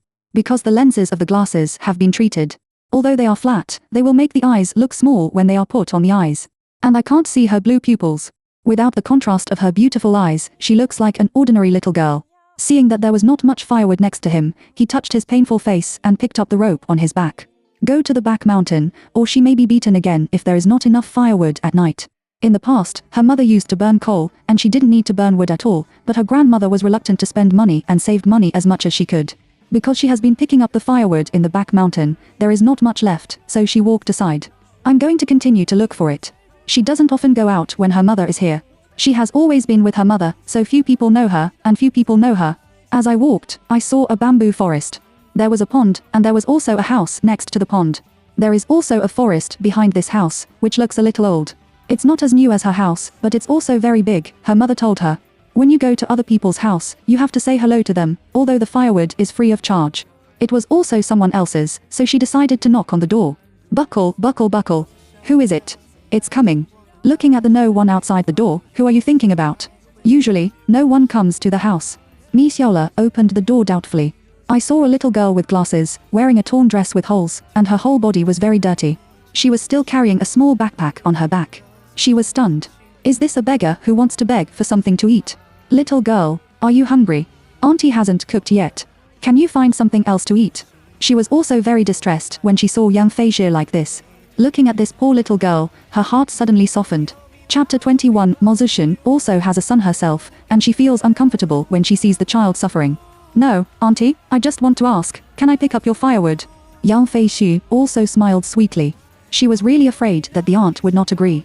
In the past, when I flattered her mother, as long as she smiled like this, her mother would agree. Ah, firewood? Looking at the little girl's appearance, I thought that she might be a child of a poor family. You need to make a fire to cook, so I understand. Yes, what's your name? Don't your parents care if you come out to pick up firewood at such a young age? Thinking of such irresponsible parents, I got angry and my voice became louder. Hearing the aunt's words, young Fei Shi felt sad again, and tears flashed in her eyes under her glasses. She found that she didn't want people to say that about her mother and father. No, auntie, my mother and father have both gone to heaven. My mother said that I have grown up. I can do everything by myself. She raised her little face and said innocently, which made Miss Yalla's heart a little distressed. Now, she still doesn't know what it means to go to heaven. I always feel that I went to another place. When she grows up, her mother will come back. Miss Yalla thought of the noisy young family in front of her some time ago. I don't know if it was this little girl.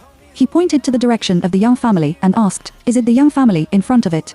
Yang Fei Shi looked in the direction of Miss Yalla's finger and nodded in a daze. Anyway, her surname is Yang, and the direction she points to is also the location of her family. Miss Yalla understood it in her heart. Then what's your name? Miss Yalla touched her head distressedly and asked gently. Auntie, my name is Yang Fei Shi. Can I pick it up? She asked timidly. Tears flashed in his eyes, afraid that Miss Yalla would not agree. Miss Yalla saw that the little girl who was only 4 years old was still a child who knew nothing. How can she start working at such a young age? She also heard about the recent events of the young family. I also feel sorry for her, especially the good little princess, but now she has become like this. You still need to make a living by yourself. Are the young family still human? This is probably fate. Since you let yourself meet it, of course, you should help if you can. Go ahead. Don't be afraid. Auntie, you can pick it up at will. Pick it up slowly. Auntie is going to cook. You can go back when you are full, okay? Knowing that I didn't have anything to eat when I went back today, I nodded and said thank you and went to pick up firewood. She picked it up almost.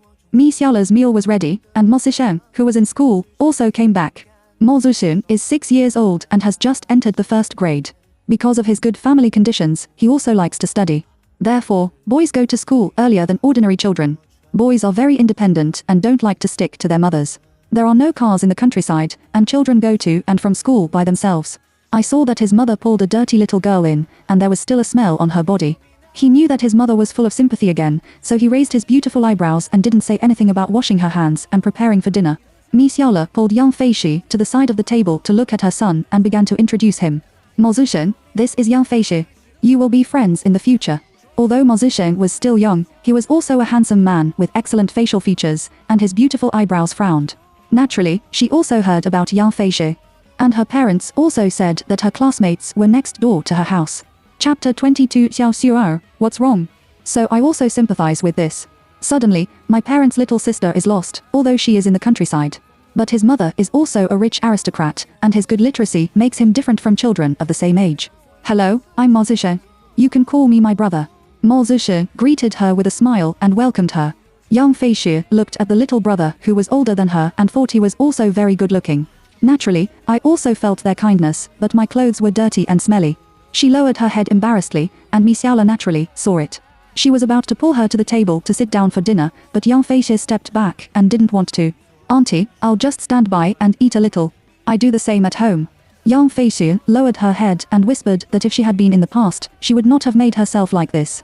Although she is young, Ling Pei Pei taught her to be clean and polite from the beginning when she could speak, so she understood.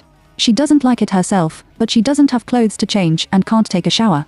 She still has to do a lot of things every day, sweats a lot, and she also smells bad about herself. As soon as he heard this, Miss Yalla was angry, but he thought about it carefully. This is also someone else's family, and he can't control it himself, so he ginked at his son. Mo Zisheng was willing and immediately came forward and took her little hand and said, it doesn't matter. We don't mind. Let's eat together. Yes, we are different from them. We won't dislike you because your clothes are not clean. Let's eat together. Miss Yalla knew that the child's heart was very fragile, so she communicated with Yang Fei Shi in a different way. Sure, bring a set of clean clothes tomorrow, and Auntie will teach you how to take a shower. Do you want to cook delicious food? Miss Yalla felt that she had learned. In this way, at least the child will not make himself dirty and hungry. Hearing this, Yang Fei Shi raised her head and looked at Miss Yalla with shining eyes. He said happily, thank you, Auntie. Yang Fei Shi suddenly seemed to think of something and lowered her head again. Miss Yalla didn't know what was wrong with her. Then he squatted down and asked, Xiar, what's the matter? I don't have any clothes, and the clothes my second aunt gave me were cut by my sisters. She didn't look up. He lowered his head and looked at his feet. The small leather shoes on the two small feet had been torn in several places, all of which were mud. Such young Feixie made tears begin to flash in Mi Xiaola's eyes. She is a very soft-hearted person. No matter how hard she is, she can't bear to suffer her children, but young Feixie still refreshed her 3 views on rural children. It's okay. Let's eat first. Auntie will figure it out. After saying that, he pulled her to the table for dinner. When she picked up her chopsticks, her broken right hand was displayed in front of them. The wound was very deep, and her little fingers were obviously swollen. What's wrong with your hand? Mo Zushen pointed to her red and swollen hand and asked, and his eyes were full of incredible. Young Feixie glanced at her hand, and sadness flashed through her eyes, and she gently bit her lip. He explained in a low voice, when I was washing the dishes, my sister kicked over the small stool. I didn't stand firmly, so he broke the bowl. The second aunt asked me to clean it up. I accidentally cut it. Now it's healed and there's no bleeding. After saying that, he smiled sweetly at Mo Zushen. But this smile made Mo Zushen feel even more sorry for his sister. She has to work at such a young age. Hasn't he done anything so far? He went to the drawer and picked up the medicine box at home and bandaged her. Mi Xiaola wiped the tears from her eyes and turned to Mo Zushen's room. Chapter 23. Have you ever heard of Cinderella's fairy tales? She found some clothes that Mo Zushen was wearing, small but relatively neutral, and waited for young Feixie to finish eating. I took her to take a shower and changed into clean clothes and shoes. It was almost dark when she was done. Mi Xiaola asked Mo Zushen to send young Feixie home, and he helped her carry a small shoulder, which was quite heavy. She also tied a handful of firewood with a rope in her hand, and she usually dragged it back. The back mountain used to be close, but now it's a little far away. The two children chatted while walking. Mo Zushen asked curiously, why do you wear glasses at such a young age? Young Feixie is also very smart and didn't tell the truth, she can see more clearly with glasses. My eyesight is not very good. Do you have a lot of things to do every day? Mo Zushen felt a little unbearable to pull these firewood. Look at young Feixie, who is younger than herself. She is sweating and walking with great effort. I get up every morning to make a fire and cook porridge. I can't do anything else, and then wash the dishes and sweep the floor. Wipe the table, find firewood, wash clothes, wash shoes. Her steps stopped for a moment, and she was still thinking about what else she did. Oh. Mo Zushen sighed. Fortunately, he was not her, otherwise what would he do? What's wrong with you? Brother Shen. Seeing him sigh, young Feixie touched her head and asked with concern. It's okay. Your bath is in vain. Mo Zushen saw that her whole body was sweating and said sympathetically. It's okay. Your mother gave me clothes. I can take a shower and wash my clothes by myself. Young Feixie felt that she was very satisfied with clean clothes to change. It was summer, and it was normal to sweat. The two of them arrived at the back door of her house in a short while. Both of them were already sweating profusely. They looked at each other, and then looked at each other and smiled. Thank you, Brother Shen. Watching him help me like this, I think this brother is really good. You're welcome. I'm going back, Cinderella. Mo Zushen waved his little hand to say goodbye. Cinderella? Young Feixie scratched her little head doubtfully. Have you ever heard of Cinderella's fairy tales? Mo Zushen asked young Feixie with a smile, thinking that she was really cute. Young Feixie thought for a moment and said, it seems that she heard what her mother said, but she forgot and only remembered Snow White. Haha, it's too late. I'll tell you next time. Mo Zushen thought that he still had homework to do. And he can't finish talking for a while. Anyway, he believes that they will still meet. Okay, thank you, Brother Shen. Goodbye. Young Feixie waved her little hand and said goodbye to Mo Zushen. Well, goodbye. After saying that, Mo Zushen turned around and went home, but he was glad that he was actually very happy. Young Feixie went back to the backyard with firewood on her back. The two villains walked in opposite directions, thinking differently. Young Feixie is very happy. Since her mother left, today is her happiest day. She has a full meal. She also took a shower and changed into clean clothes. She likes the aunt and brother Shan so much. Mo Zushen thought that the little girl was so pitiful, just like Cinderella in a fairy tale. I don't know if she will meet a prince who loves her when she grows up. Of course, at this time, he didn't know that he would love her so deeply when he grew up. Obviously, he could be her prince. Why did you find it so late? So much so that he always regretted not cherishing her now. Of course, this is later. Chapter 24. Why can't I see you?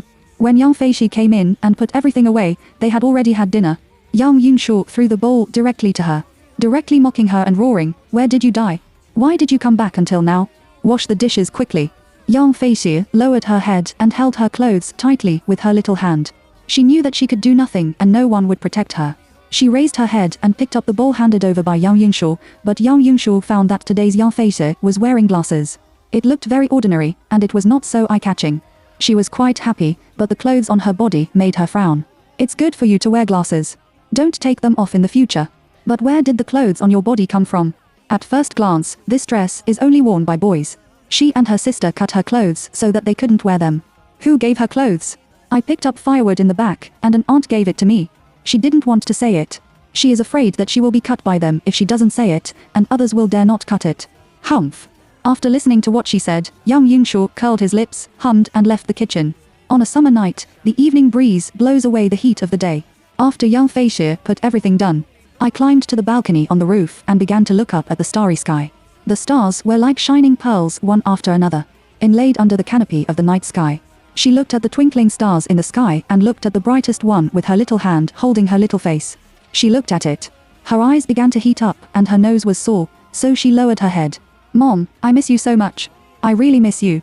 Didn't you say you would always be by my side? Why can't I see you? My aunt said that I could see you when I fell asleep. Why did I sleep for so many nights? I still haven't seen you. He muttered in a low voice and couldn't help looking up at the brightest star in the sky. She tried her best to control herself and didn't let herself cry. As long as she wanted to cry, she would lower her head. She went back and forth dozens of times, which also became the most unforgettable pain on her way to grow up. After marrying Liu Wenbing, Ling Yi of the Liu family in Kyoto has not seen him. And the Liu family has also watched her day and night. She is anxious every day, worried about her mother and Yang Feishe. She also wants to contact her mother and the person she told her. But she couldn't get out. She couldn't eat in a hurry and couldn't sleep. She watched her lose weight day by day. The housekeeper of the Liu family is a woman. She has been with the old lady for the longest time. Everyone calls her Liu's mother. He saw with his own eyes that his young master had spoiled many girls, and he also knew that the new young lady would not have a good end. And this young lady is somewhat similar to her daughter. Seeing her so decadent, she couldn't bear it. Madam, you'd better eat something. I know you feel bad if you don't have the strength. How can you think of a way to save yourself? This sounds like an exhortation to her. Only she knows it herself. There are so many guards here that a woman can't get out. When Ling Yi heard her say this, she thought about it herself. Yes, there were still too many things waiting for her to do. She can't die, and she can't die for her mother and Xiao. If she wants revenge, she will always find a chance to go out. After getting it out, she immediately picked up her chopsticks and started to eat. When Liu's mother saw it, she retreated with peace of mind. Not long after she finished eating, Liu Wenbin, the young master of the Liu family, came back and seemed to have drunk a lot of wine. Chapter 25 Why Don't You Run? With blushing cheeks, Ling Yi looked at Liu Wenbin. He has thick eyebrows and big eyes and a tall figure. He wore a righteous Zhongshan dress, which was slightly mature but also very interesting. It's really hard to tell from his appearance that he likes to abuse women. Liu Wenbin also looked straight at Ling Yi, and the corners of his lips pulled out a sneer, and the hatred in his eyes was not hidden. This makes Ling Yi unable to understand before marriage. They are just strangers. Why does he look at himself like this? She didn't know why he hated her, and she seriously recalled the days before she left Kyoto. I really can't remember whether I have seen him before and offended him. There is no love for no reason, let alone hatred for no reason. Is it because you run away? She was very confused, but she didn't dare to ask, because the anger and murderousness in his eyes scared her, and she hid in the corner of the bed. What? I thought you were going to run again. I've been given you a few days. Why don't you run? There is contempt and anger in the tone. As he said, he approached her step by step until she couldn't retreat. He stretched out his hand and strangled her neck and shouted angrily, "You should run again." Well, Ling Yi felt that she was going to be strangled to death by him, and pushed him with all her strength. Maybe Liu Wenbin drank a lot of wine and was pushed back a few steps by her and almost fell down. He immediately got angry, stood firmly, and immediately rushed to Ling Yi. He stretched out his hand and slapped him twice. He scolded while beating, "You damn woman, you dare to push me to death." After slapping, he felt that his hand hurt, so he began to kick with his feet. Ling Yi couldn't stand it and shouted. At this moment, she guarded her body tightly. Her body was very painful. She hated her weakness and incompetence. I hate why I am a woman who has no power to bind chickens. Liu Wenbin's screams filled the whole room. Ling Yi's muffled cry made the servants outside feel creepy when they heard it, and they hid in fear. Time passed like this day by day, and it stopped every time she was about to die. Raise it for a while, and continue to fight. It's completely hellish torture, and you can only lie in bed all the time. She can't leave this room. She wants to die, but she can't. She only has one belief in her heart: wait for an opportunity. She believes that as long as she doesn't die, she will have a chance. She prays to God every day, hoping that God can have mercy on her and give her a chance. 2 years have passed in a blink of an eye. Young Feishi is more than 6 years old, and she is old to go to school in a blink of an eye. She has learned a lot in the past 2 years. She can do all the housework, such as washing clothes and cooking. He used to be clumsy, but now he has become a thorough servant in the Yao family. Occasionally, he played with Mo Zishan. He also taught her to recognize pinyin alphabets and some basic mathematics and words. She likes to learn very much. She studied very hard at a young age, and she really wanted to go to school like them. But she also knows that it is more difficult for them to go to school and have a second aunt to get money than to go to heaven. She is worried about what to do when she letting sheep go out to eat grass. 2 years later, young Fei Shu grew taller, her delicate facial features were blocked by glasses, and her skin was tanned by the sun. The hair has also grown, because I often can't eat enough. The whole person looks like a bamboo pole, and the hair is also dull and yellow. Chapter 26. I want to go to school, and the clothes I wear are always worn out. Fortunately, now she can wash clothes by herself, which is clean. A complete rural girl, it happened that Mo Zishan came back from going out to play. From a distance, I saw young Fei Shi standing motionless on the hillside. Before he came back from school, he would play with her for a while. It seemed to have become a habit, and I ran over quickly without thinking about it. What are you doing? Mo Zishan patted her little shoulder with a smile behind her. Ah, you scared me. Young Fei Shi also touched her chest to make herself breathe. That look was really cute, which made Mo Zishan laugh. Brother Shen, don't laugh. She was embarrassed to see him smile. In the past 2 years, Mi Xiaola has also taught her a lot of things, such as the difference between men and women. Girls should learn to protect themselves, be confident, and so on, which is completely lady-style education. Okay, don't laugh. Why are you in a daze? Mo Zishan touched her head with a smile. It's rare to see her expression like this. We have been together for 2 years, and she has always been well-behaved and sensible. It makes people feel that she is very optimistic. Although she has a hard life, she is like a weed, trying to keep herself alive. That is, I want to go to school, but it costs money. I don't think my second aunt and grandma will let me go. I don't know what to do. After young Fei Shi finished speaking, she lowered her head with a somewhat depressed head. Mo Zishan knew that those people in their family could only get in and out, which was indeed quite difficult. After thinking about it, I'd better go back and discuss it with his mother to see how to help this little girl. So he touched her little head and said, don't worry, you go back to find your second uncle first. He treats you well. If it still doesn't work, my father will be back in the next few days, and my father will pay you at that time. Really? Uncle Mo is coming back. A smile suddenly appeared on his face. These 2 years have all depended on the help of Mo Chen, Mi Xiaola and Mo Zishan. So in her heart, Uncle Mo and Aunt Mi are the best people in the world. She is also the only one who cares about her now. Mo Chen is Mo Zishan's father and a soldier. He doesn't have much time to go home a year, but he likes Yang Fei Shen very much. Maybe he doesn't have a daughter. When Mi Xiaola gave birth to Mo Zishan, her uterus was bleeding. The doctor said that it would be difficult to get pregnant in the future, so they treated her as if she were a daughter. Well, really, don't worry. Seeing her happy, he was also very happy, although he didn't know why. The wind blows with a slight ambiguity, and the sound of the bulgur bird is coming from time to time. There was no cloud in the blue sky. A boy and a girl were laughing and chatting under a big tree. He also told her something that happened at school. She probably always worked alone at home. No one talked to her. Listening to Mo Zishan talking about new things about school, she was very happy. I can't help but yearn for it, and I also want to experience the days of going to school. Now, she also knows the story of Cinderella, but she also knows that fairy tales are all about lying to children. In real life, there is no pumpkin carriage, no crystal shoes, let alone a prince. It was getting dark, and the two went home separately. Young Fei Shi saw her grandmother Chen Chimei go to the toilet. The second aunt Liu Yue was cooking, and the two sisters didn't come down from the upstairs room. They were about to go to the second uncle Yang Tianze. Coincidentally, Liu Yue turned around and saw Yang Fei Shi and found that she was not going to help her. He also meant to leave, and the anger came to the ground. Chapter 27. The second uncle finds a way. You little rabbit, if you don't come to help, where will you run? Pull her ear and walk to the kitchen. She could only wash and cut vegetables, remembering that when she first started to cut vegetables, her hands were bleeding. It has been cut several times, and there are still small scars on my hands. I have been working for the past 2 years, and my little hands have cocoons. No matter how they beat and scolded her, she also developed the habit of not resisting. The more she resisted her grandmother and second aunt, the more she fought, so she endured it silently. In this family, she neither cries nor laughs, as if she has no emotion, only when night comes. When she is alone, when she is in the night sky, she will feel sad and upset. At the age of 6, she is like a mature little adult. Forbearance is her only way out. She thinks that she just misses her mother too much. When she grew up, she realized that there were many children suffering, and there were also many children without parents. However, there are not many children who are abused, which is actually the pain in the hearts of the abused children. She now knows that her parents are dead. Mozusun told her that people will become stars in the sky when they die.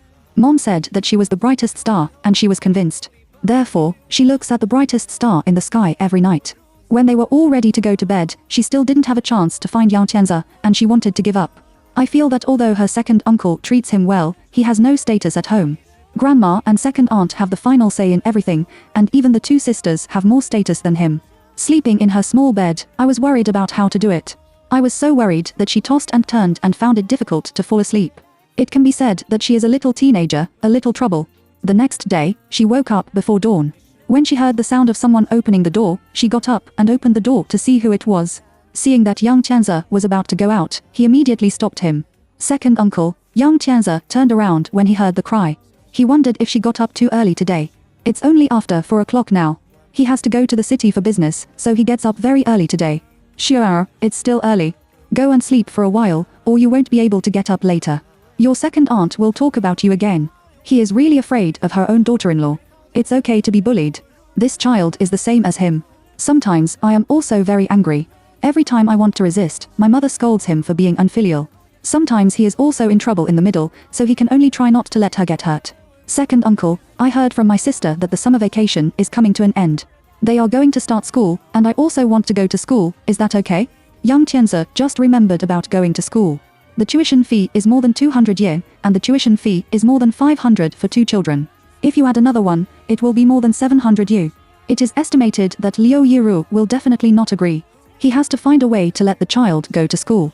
Shuar, you go to bed first, and the second uncle will figure it out. I heard the second uncle say this. Yang Feixie smiled and nodded back to her cabin to sleep. After waiting for 2 days, Yang Tianze finally came back. In fact, he originally went to the city because a friend in the city introduced a job for him to have a look. 20 yen a day, he can have 600 yen a month without rest. Of course he wants to go. The work on the construction site is very hard. I was afraid that he couldn't do it, so I tried it for 2 days, so I came back. During the meal, Yang Feixi was always in the woodwork room and had never eaten at the same table with them. Sometimes when she can't eat enough, Yang Tianze will secretly leave some steamed buns or cakes for her. Chapter 28. It's really the most poisonous woman's heart. If it weren't for this, she would definitely be more malnourished than she is now. Yang Tianze was talking about going to work in the city while eating. When Chen Chongmei and Liu Yiru heard that there was such a high salary in a month, they were so happy that they burst into laughter. Seeing that they were happy, he thought it was best to say that children went to school at this time. So she put down her chopsticks and said slowly, Shar is almost 7 years old. It's time to go to school. Our 2 daughters can't go to school. If you don't let her go, it will make the neighbors gossip. Anyway, my salary is high now. More than 200 yen is nothing. Let this child go to school together. Liu Yuao didn't want to hear it. She put down her chopsticks and shouted, why do you want me to pay for her to go to school? It's good to raise her. She has the ability to pay for school by herself. I will never stop it. Anyway, our family's money is not enough. The old lady didn't say anything. She was old, although her son was right. But what she said made her daughter-in-law not like to listen. Who will take care of her at that time, so she can only stand on her daughter-in-law's side now. Let's talk about this matter. The family conditions are not good, and you haven't made any money yet. Chen Chongmei stared at her son angrily, and the meaning was obvious. Hearing his mother speak, he couldn't say anything. Yang Feixi has been listening behind the wall. Knowing that her second uncle didn't care at this time, she came out. Second aunt, I'm going to do odd jobs. Last time, Grandma Li said that she would help her wash clothes. She gave me pocket money as a salary for cleaning. I can do more, and I will earn the tuition by myself. But I won't do the family affairs anymore. Yang Feixi said to the adults on the table, neither humble nor arrogant. Seeing Yang Feixi suddenly stand up and speak, everyone was stunned. After listening, Liu Yiru was the first to react. You think it's beautiful, unless you don't eat at home and don't live here. Liu Yuo roared at Yang Feixi. But in my heart, this dead girl wants to go to school, but still doesn't want to work. You think it's beautiful? There are so many things at home that this little rabbit doesn't do anything. Isn't she going to die of exhaustion? It is impossible for her to leave this home. She has no place to live and nothing to eat. Let's see what else she can do. When Yang Tianze saw his daughter-in-law so cruel, what did he like about her in those years? Obviously, he was very gentle at the beginning, but why has he become like this now? Is he really blind to this ugly face? The more he thought about it, the more angry he became. He reached out and slapped Liu Yuru. Enough, what else do you want? If you don't want to give money, the children will say that they have made money. What else do you have to say? I've wanted to say it for a long time. She's just a child of a few years. You, an adult woman, make trouble for her all day and night and find all kinds of things for her to do. If Yunshuo or Yunro are treated like this by others, would you like to? It's really the most poisonous woman's heart. If you treat her like this again, I can't beat you to death. This is the first time that Yang Tianze has lost his temper. He is still very strong, and Liu Yi's face is still slightly young. 5 red fingerprints immediately appeared, and she was also stunned and froze in place. I have been married to him for almost 10 years, and I have never seen my man lose his temper. He has always been weak, and he never thought that he would beat himself. It took her more than 10 seconds to react. He actually hit herself for Yang Feishi. Chapter 29. What will she do if their whole family leaves? Liu Yu'er is not a good man and a woman. When he came up, he slapped Yang Tianze back. In this way, the two people fought. Liu Yuru didn't even look at it and got something in his hand. He smashed it directly at Yang Tianze, and soon the house was in a mess. You bastard, beast, you couldn't take your eyes off Liu Peipei when he stared at others. I knew you were interested in her. Maybe this little bitch is your kind. Ah, you are not good to your 2 daughters. You said, if you don't make it clear to me today, I'm not with you. Yang Feishi was also stunned by this situation, and it was the first time she saw this situation. In the past, the second uncle never resisted. Unexpectedly, today, she took a few steps back. Looking at this farce, she was a little scared and felt more and more lost. Anyway, her second aunt just doesn't want her to go to school, but just wants her to work for her at home. She silently returned to the small bed in her wood room and sat down. Her heart was sullen, and she thought of her Aunt Ling Yi again. We agreed to pick her up. Why haven't you come after so long? Did she forget herself and don't want her? The more she thought about it, the more afraid she became, and the more painful her heart became. Thinking of what Mo Zishe had said again, Uncle Mo would let him go to school, so she went out of the back door to find Mo Zishen. She ran so fast that she soon arrived at Mo's door. I heard that there seemed to be a voice inside, eating and talking. She didn't know whether to knock on the door now or later. And when she ran from afar, Mo Chen heard a voice. After all, he was a soldier. The sensitive perception ability is still very strong, so put down the chopsticks to open the door. As soon as she saw Mo Chen, Yang Feishi was stunned for a moment, and then thought of what Mo Zishen said that his father would come back in the next few days. Uncle Mo, you're back. There was also a smile on the corner of his mouth. Only when she is in the Mo family will she smile sincerely. Yes, I want to see Xiao. It seems that she has grown taller again. Mo Chen touched her head with a smile, and then took her hand and walked in. Mi Xiaola was also very happy to see Yang Feishi. She also treated her as a daughter in the past 2 years. Try your best to take care of this child as much as you can. It's really pitiful. Xiao, come here quickly. Have you eaten yet? If you don't eat, just eat together. Auntie will go to get the bowl. With that, I was ready to go to the kitchen. Auntie, I've eaten. I won't eat. Yang Feishi opened her mouth in a hurry. He came forward and pulled Mi Xiaola, and his sweet smile looked very cute. Then you are sitting there. We were talking about you just now. Mo Chen said helplessly. The first time I came back and heard my wife talk about this girl, I was so angry that I almost wanted to go to their house. Mo Zishen looked at them without saying a word, and his small face was full of unhappiness. It's not because of his parents' preference for Yang Feishi. He has long been used to this little girl, and he will definitely be ignored. The main reason is that his father just said that he planned to take his family to Kyoto to live this time. It's convenient for mom to miss her grandparents, it's also convenient for dad to go home, and the education in Kyoto is also better than here. He is a little reluctant now, and it didn't matter before. Now, this little girl is his only friend. What will she do if their whole family leaves? When Mi Xiaola saw her son's sad face, she knew what he was worried about, and she was also reluctant. They will also be worried about the child, so they have been discussing what to do just now. Chapter 30. I can't leave. I have to wait for my little Aunt Mo Chen to know the thoughts of their mother and son. I know that they can't bear it. He also likes this little girl very much. So he wants to adopt her as his daughter and take her with him, so that all the problems can be solved. Sure, that's right. Uncle's job has been transferred. So this time I took my aunt and brother to leave and go to Kyoto to live. Uncle knows that you don't like it, either. Uncle wants to ask you if you would like to leave with us. Be the daughter of uncle and aunt, so that you can leave with us. Mo Chen looked at Yang Feishi with a smile and said gently. He was very confident that she would agree. After all, the life here is too hard for her child, and he can feel that she likes their family very much. When Yang Feishi heard the news that their family was leaving, tears suddenly burst into her beautiful eyes under her glasses. Is her only friend going to leave? Is the only family who is good to her also leaving? Is she the only one left here? Xiu'er, come with us. Auntie will take good care of you. Let you receive the best education like your brother, and I won't let you suffer anymore. Mi Xiaola looked at Yang Feishi and said nothing, thinking that she was worried and afraid, so she said to her with a promise. Yes, you can go with us. You will always be bullied by them here. And don't you want to go to school? Mo Zuxun also followed the and said. After a long time, I really regarded her as my sister. Yang Feishi lowered her head and kicked her left foot with her right foot. She knew that they were all for her good. She really wants to go with them, but she can't. She has to wait for her aunt. Mom said that don't believe anyone, you can only believe your aunt, and she has always remembered. And my aunt said she would come back to pick her up. What if she came but couldn't find her? Yang Feishi raised her head and looked at the three of them with sparkling eyes. She smiled faintly and thanked their family for thinking about her so much. Thank you, uncle and aunt. I can't go. I have to wait for my aunt. She said she would pick me up. If I leave, she won't be able to find me. She said to the three of them with a smile. Although she can't bear to leave, it's not for her to be the master. The three people were stunned after listening, especially Mo Chen, who didn't expect that the child would refuse their suggestion at all. The three people knew that this method was useless, and they began to worry again. So have you told your second uncle? Did they agree that you should go to school? Mo Zuxun looked at Yang Feishi and asked. If she wants to go to school so much, she will definitely find her second uncle.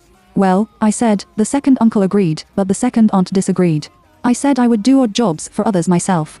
She earns money to go to school, but she can't do family affairs, and she doesn't agree. He said that unless I live at home and don't eat at home, then the second uncle will be very angry. They beat the second aunt, and now they are still fighting at home. She lowered her eyes and said sadly. I don't understand why other children can go to school, but she can't go to school. Mi Xiaola was angry again when he heard it, and said angrily, this dead woman. I've never seen such a disgusting woman in my life. She should go to hell. I'm so angry. After all, she is the lady of the family, and she can't curse people with any vulgar words. I can only feel that she is very angry. Mo Chen touched her back and forth on her back to give her a breath, but he was thinking of a solution in his mind. Well, wait a minute, we'll go to your house with you. Chapter 31, Why does he hate me so much? We will pay for your annual tuition fee, and you can also help them do what your family can. In this way, you can not only wait for your aunt, but also study without her paying. She must not say anything more. Mo Chen said to Yang Feishi. What I think is that such a woman is really hateful. If she still has a problem with this, he will definitely report it to the countryside. It's better to let her stay in the cell for a few days. Really? Thank you, Uncle Mo. Yang Feishi jumped up happily when she heard Mo Chen's words. After all, she is still a child, and her emotions are completely written on her little face.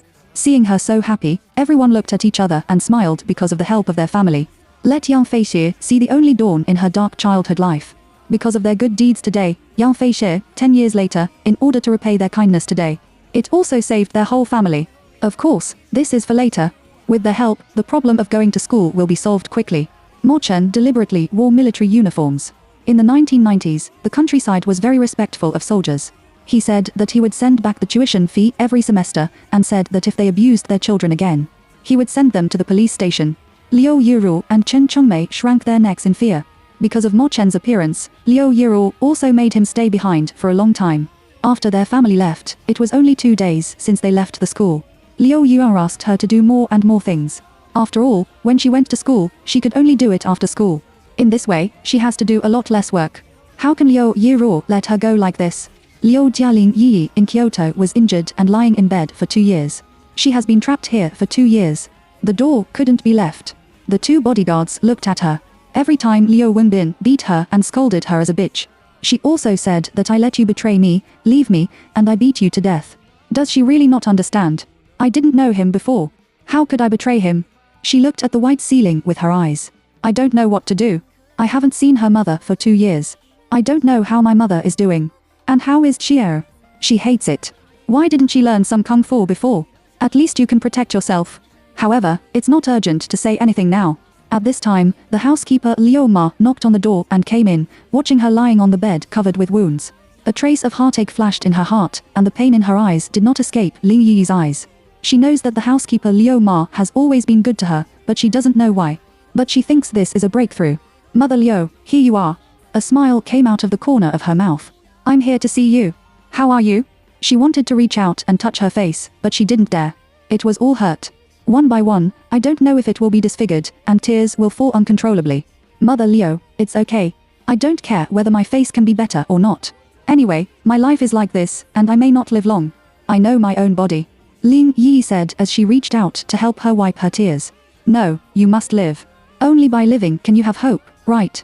Liu's mother took her hand and comforted her. She doesn't want her to give up. One of her daughters is gone, and she doesn't want this daughter to be gone. Mother Liu, can you tell me why? Why does he hate me so much? I really didn't offend him. Ling Yi looked at Liu's mother with a prayerful face, hoping that she could tell her the truth. Chapter 32. She is so anxious that she doesn't know what to do. A trace of remorse flashed in Liu's mother's eyes, recalling those years. Her real name is Yan Xing. In those years, she was just an illegitimate daughter of the Yu family. She fell in love with Li Yu, and Li Yu also said she loved her. So, it was natural for the two of them to be together, but after the two of them were together, she knew that Li Yu had lied to her. He had a wife, but she was pregnant with his child at that time. She was reared to ABT, she hid from XZ and secretly gave birth to the child. The children were a pair of twin daughters. The little one is left to her. Her good friend is the current Mrs. Liu to take care of her, and the older one is in her arms. She calculated that Li Yu's wife would come to her. At that time, Wang Xingya forced her to jump off the building as long as she died. She gave her child away to live, so she jumped down without hesitation in order to keep her two children alive. Unexpectedly, after jumping down, a newly built cloth shed downstairs caught me. At that time, she was just injured and left alive. When she was injured, she went to find the child. But she found that the child had been lost by Wang Xingya. She searched for a long time, but she couldn't find her eldest daughter. Because of this, she was sad for a long time, and this matter has always been the biggest pain in her own heart. Everything is her fault. She blindly fell in love with Li Yu. The most sorry thing is her eldest daughter.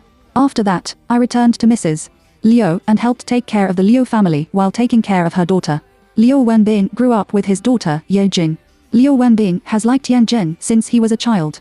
Yang Zheng, on the other hand, has always regarded him as her brother. She thought that the children would fall in love in the future. The elders of the Liu family also agreed that they would be together and would not worry about their status. What no one expected was that 16-year-old Yan Zhen met Chen Xing, a sunny and handsome man. She fell in love with her. If she wanted to go abroad, she would hide it from everyone in the family. He secretly went out of the country with others, and that Chen Xing is a liar. When she arrived abroad, she was sold to that kind of clubhouse. By the time Liu Wenbing found her, she had committed suicide. Not a word was left, which was the biggest cut in Liu Wenbing's heart. Psychological illness, but he is unwilling to admit it and does not accept any psychiatric treatment. Later, Liu Wenbing went crazy and married a woman who looked like Yang Zhen. Until she tortured the other party to death, she also felt that her daughter felt sorry for Liu Wenbing. And I also felt sorry for Mrs. Liu's care for their mother and daughter, and then I became more conscientious to everyone in the Liu family. At first, she didn't know that Ling Yi was her eldest daughter. After all, she depended on Wang Xingya's personality in those years. She will never keep the child alive, and the women Liu Wenbing brought back before are also very similar to Yang Zheng. At that time, she just felt that Ling Yi was very similar. And when they got married, she was doing things by herself. I didn't know that this was the daughter sent by Li Yi, and no one dared to mention it after that. She just felt that the girl looked too much like Yang Zheng, so she cared a little more. The more we get along, the more she feels like her own daughter, which is probably the power of blood.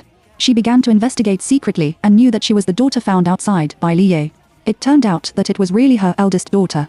Therefore, she was happy for a long time, happy that her eldest daughter was still alive. But it's more anxiety, because if Ling Yi is always tortured by Liu Wenbing like this, sooner or later, she will be lifeless. She is so anxious that she doesn't know what to do. Chapter 33. She can't die. At that time, when she knew the truth, it was half a year after Ling Yi got married. At that time, she talked to Mrs. Liu once, hoping that Mrs. Liu could persuade Liu Wenbing. Accepting Ling Yi to live a good life, Mrs. Liu sighed. She was also sad because of her son's appearance. But she also persuaded and found a psychologist, but he refused to accept treatment. Later, she thought that if his son felt that this would be comfortable and happier, then let him do it. She put her hope on the other son, and she ignored Liu Wenbing.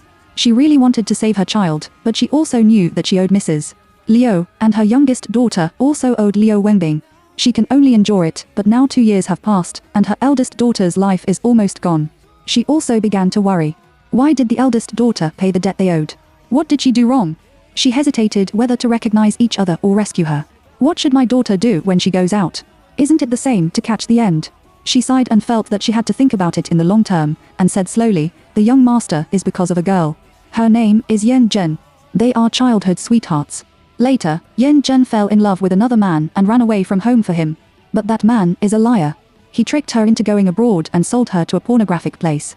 After that, she couldn't stand the excitement, so she committed suicide, and the young master could not accept this fact. The thought has been stuck in Yan Zhen, leaving him for other men, so as long as she sees a woman who is very similar to her, he would. Liu's mother cried as she said. Her daughter just thought of this matter every time. My heart hurts like a knife cut. Forget about my own life. Why is my daughter's life more miserable? After listening, Lin Yiyi understood why Liu Wenbing treated her like this, and sighed in her heart.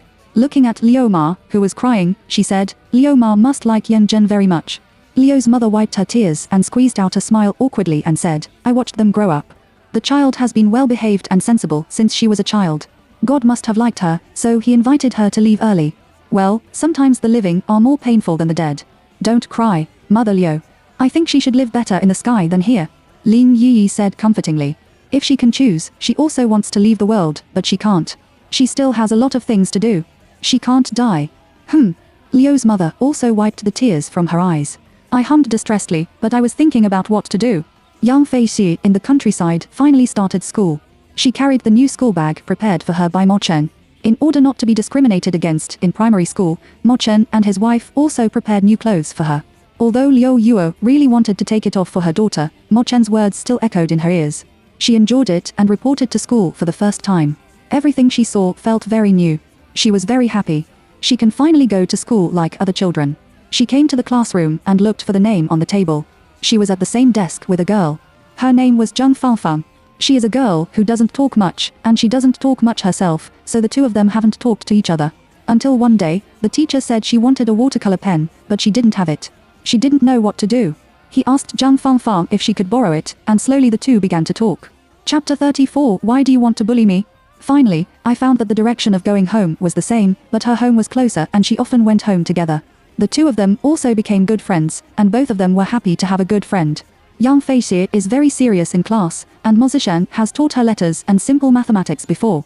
Therefore, she will recognize all the pinyin, and if she doesn't understand it, she will ask the teacher in time. The content of learning can be mastered, and the teachers also like this child who loves to learn. She gets up at 5 o'clock every morning and starts to have breakfast. Because she has to make a fire, she will be slow. After breakfast, I have to go out to school at 7 o'clock and don't come back at noon. Yang Yunshu and Yang Yunro each have lunch for $1 each. She can only bring the leftover food in the morning and come back from school at 4:30 p.m. She couldn't do her homework at the first time. She had to cut fish grass, herd sheep and pick up firewood, all of which had been done.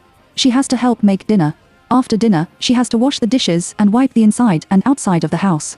You have to clean the sheep pen, otherwise the whole house will smell bad after a long time.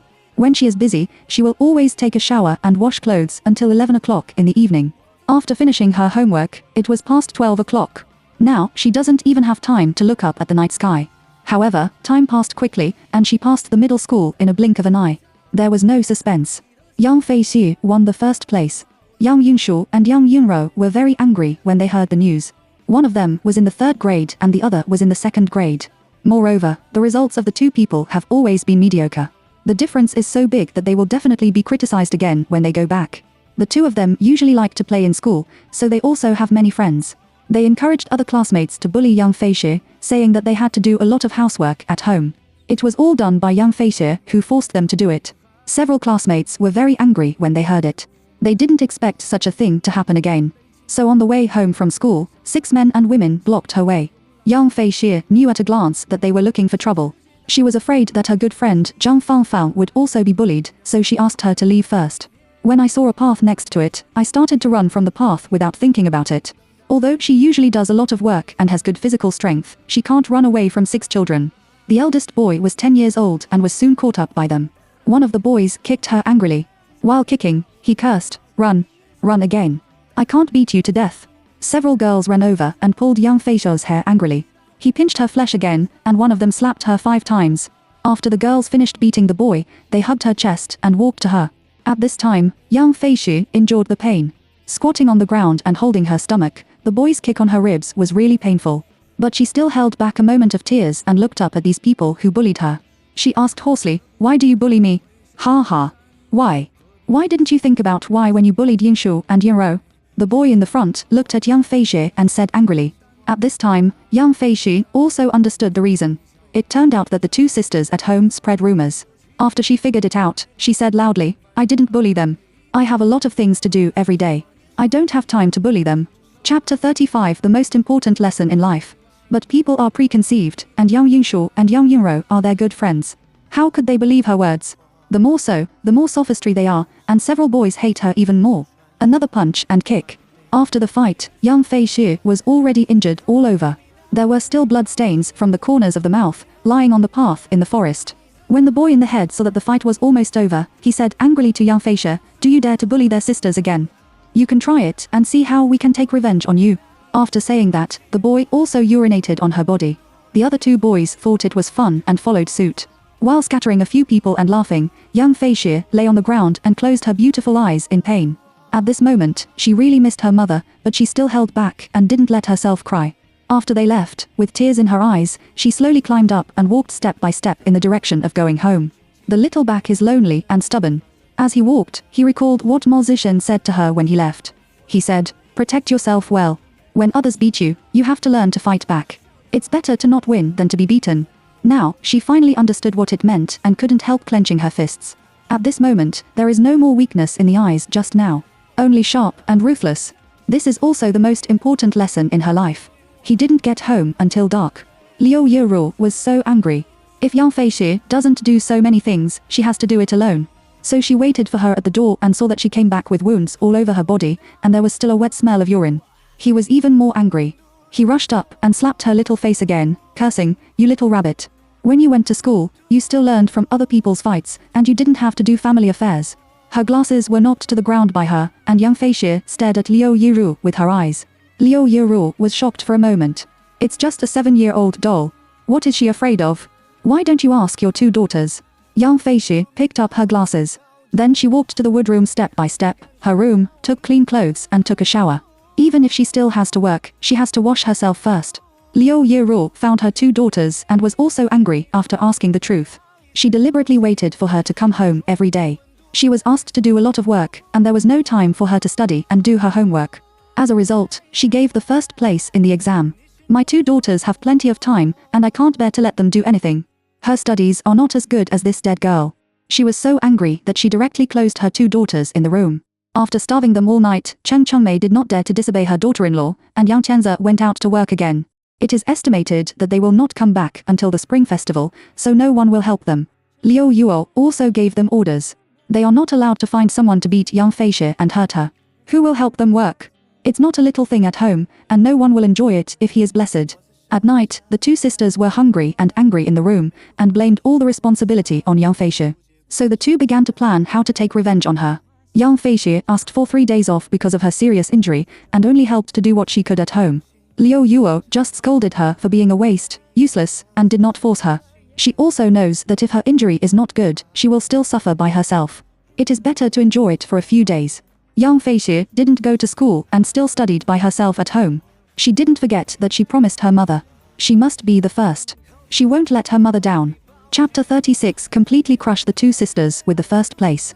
Gradually, the weather in winter is getting a little colder, and the fallen leaves and dead branches in the forest are thickly covered the ground. A cold wind came, which made young Fei Shi couldn't help wrapping her thin clothes tightly. Yes, she has no clothes to wear. The previous clothes are short, but she has grown taller again. When she stepped into the classroom, she found that all the students who were chatting saw her coming in. Suddenly, she was silent. She didn't understand why. After sitting down, she saw the 3 or 8 lines on the connected desk, but Zhang Fangfang didn't say a word. She just looked down at the Chinese book.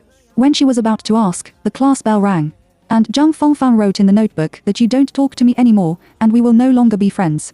Yang Fei Shi looked at her in surprise. She really didn't understand why. From this day on, there will be bubble gum on her hair and ballpoint pen marks on the back of her clothes. Even inexplicably, there will be caterpillars on the head and dead mice in the drawer. Sometimes the clothes will be cut badly, the hair will be cut short, yes, all kinds of pranks. She can't make her want to fight with others because they didn't hit her. Even if she knew who was the prank, she could only endure it for a long time. Only then did she know that it was her two good sisters who misled her classmates. Let all the classmates bully themselves and isolate themselves, but so what? She, young Fei Shi, still completely crushed the two sisters with the first place in the final exam. In a blink of an eye, the spring festival is coming. The clothes she is wearing now are what Liu Yiru's two daughters don't want. But a few holes were still cut by the two of them, and young Fei Xin held the needle and thread box. She began to sew and repair it by herself, and at first she would have her hands covered with blood. After a few more sewings, she is now skillful. Although the sewing is not good looking, it will no longer pierce my little hand. The day before the spring festival, young Tianze came back with a big and small bag of gifts. Young Fei Xie only dared to stand aside and watch. Although she was also looking forward to a gift for herself. But she also knows that even if the second uncle really bought something for her, the second aunt won't give it to her either. So he bowed his head and went back to his small wood room. Not long after, young Tianze came in with a new set of clothes and some school supplies. He said to young Fei Xie with a smile, "Xuer, this is what my second uncle bought for you. Come and try it to see if it fits you." Young Fei Xie is no longer the same young Fei Xie at the beginning. Now she is happy and will no longer show it on her face, because she knows it very well. There were too many uncertainties, so he stood up and took the clothes and school supplies, and said with a smile, "Thank you, second uncle." Young Tianze touched her head and said, "Xuer is 7 years old now. She has grown so tall. Time flies." Young Fei Xie responded lightly. She didn't know when her birthday was. Anyway, she has never had a birthday until now. Her mother should have celebrated her birthday before. She can't remember two small things, and she is the same every day. It doesn't matter if she can't live. I heard that Xuer won the first place and won the award certificate. Show it to the second uncle. Young Tianze sat down on her bed. His grades were average when he went to school. His two daughters are the same, so how can he be unhappy if there is a first place in the family? Chapter 37. Thank you, Mother Liu. Good. Young Fei Xie took out her certificate from the book under the bed. The word 3 good students made young Tianze laugh so hard that he couldn't close his mouth. As long as the children are promising, no matter how hard and tired they are, he is willing. The servants of the Liu family in Kyoto cleaned up the houses and courtyards, hung red lanterns and pasted red couplets. Everywhere is renewed, and everyone is full of joy to welcome the new year. Only Ling Yi and Liu's mother cried in the room yesterday. Liu Wenbin beat Ling Yi, who had been raised for several months, again. Now she is dying in bed. I cried so that my throat was hoarse, and my tears could only flow silently. Seeing her like this, Liu's mother couldn't control herself anymore and cried if she didn't help her daughter escape. If you fight again, you will really die. There is still a glimmer of hope to escape. If she can't escape, she must be dead. She seems to have made up her mind. Sitting beside Ling Yi's bed, he reached out to help her wipe the tears from the corners of her eyes. He asked softly in her ear, "If I help you escape, do you have a way to escape from Kyoto?" Ling Yi's dull eyes looked at Liu's mother seriously when she heard this. The only woman who cares about her in this place, a woman like a mother. At this moment, Liu Ma's eyes were like a sudden light in a dark bottomless hole. It was the only hope in her heart. Her hand trembled and held Liu Ma's hand tightly, and nodded slightly. Liu's mother also knew her doubts and worries, so she reached out and stroked her cheek. The tears in his eyes were full of guilt and apology. "I don't know how to say a lot of things. I want you to live. I don't want to see you die. Maybe you and my daughter look very similar. Promise me that you must live well if you escape." As a woman, she failed, and as a mother, she failed even more. One daughter was not well educated, which caused her to die in the underworld at a young age, and the other made her feel even more guilty. One day, my mother didn't fulfill her responsibilities, but she still watched her get hurt. She was a sinner. Ling Yi seems to understand something. He nodded with tears in his eyes. She is not wrong, and her daughter is right. The only wrong is this evil fate. Can you help me contact someone, Chen Hui of Jinan Bank? Just tell him about my situation, let's see what he says. She opened her mouth to Liu's mother hoarsely. For the past 6 months, she has been watching Liu's mother's hesitation. I also know that she has made up her mind today, so she will definitely help herself. Well, take good care of your injury, and I will make up for you during this period. As Liu's mother said, she helped her cover the quilt a little and saw that there were wounds all over her body. Some places are bruised, and some places have eroded her clothes with blood stains. Tears flowed uncontrollably, and my eyes were full of heartache and embarrassment. I'm fine, Mother Liu, do you know Ling Shi? Mother Liu promised to help her. It made her ready to wait for death and hope again. No matter what, she will gamble once. I knew that Liu's mother's eyes flashed, and she turned her head to wipe away her tears. How is she? She is my mother, Liu's mother. I want to know how she is.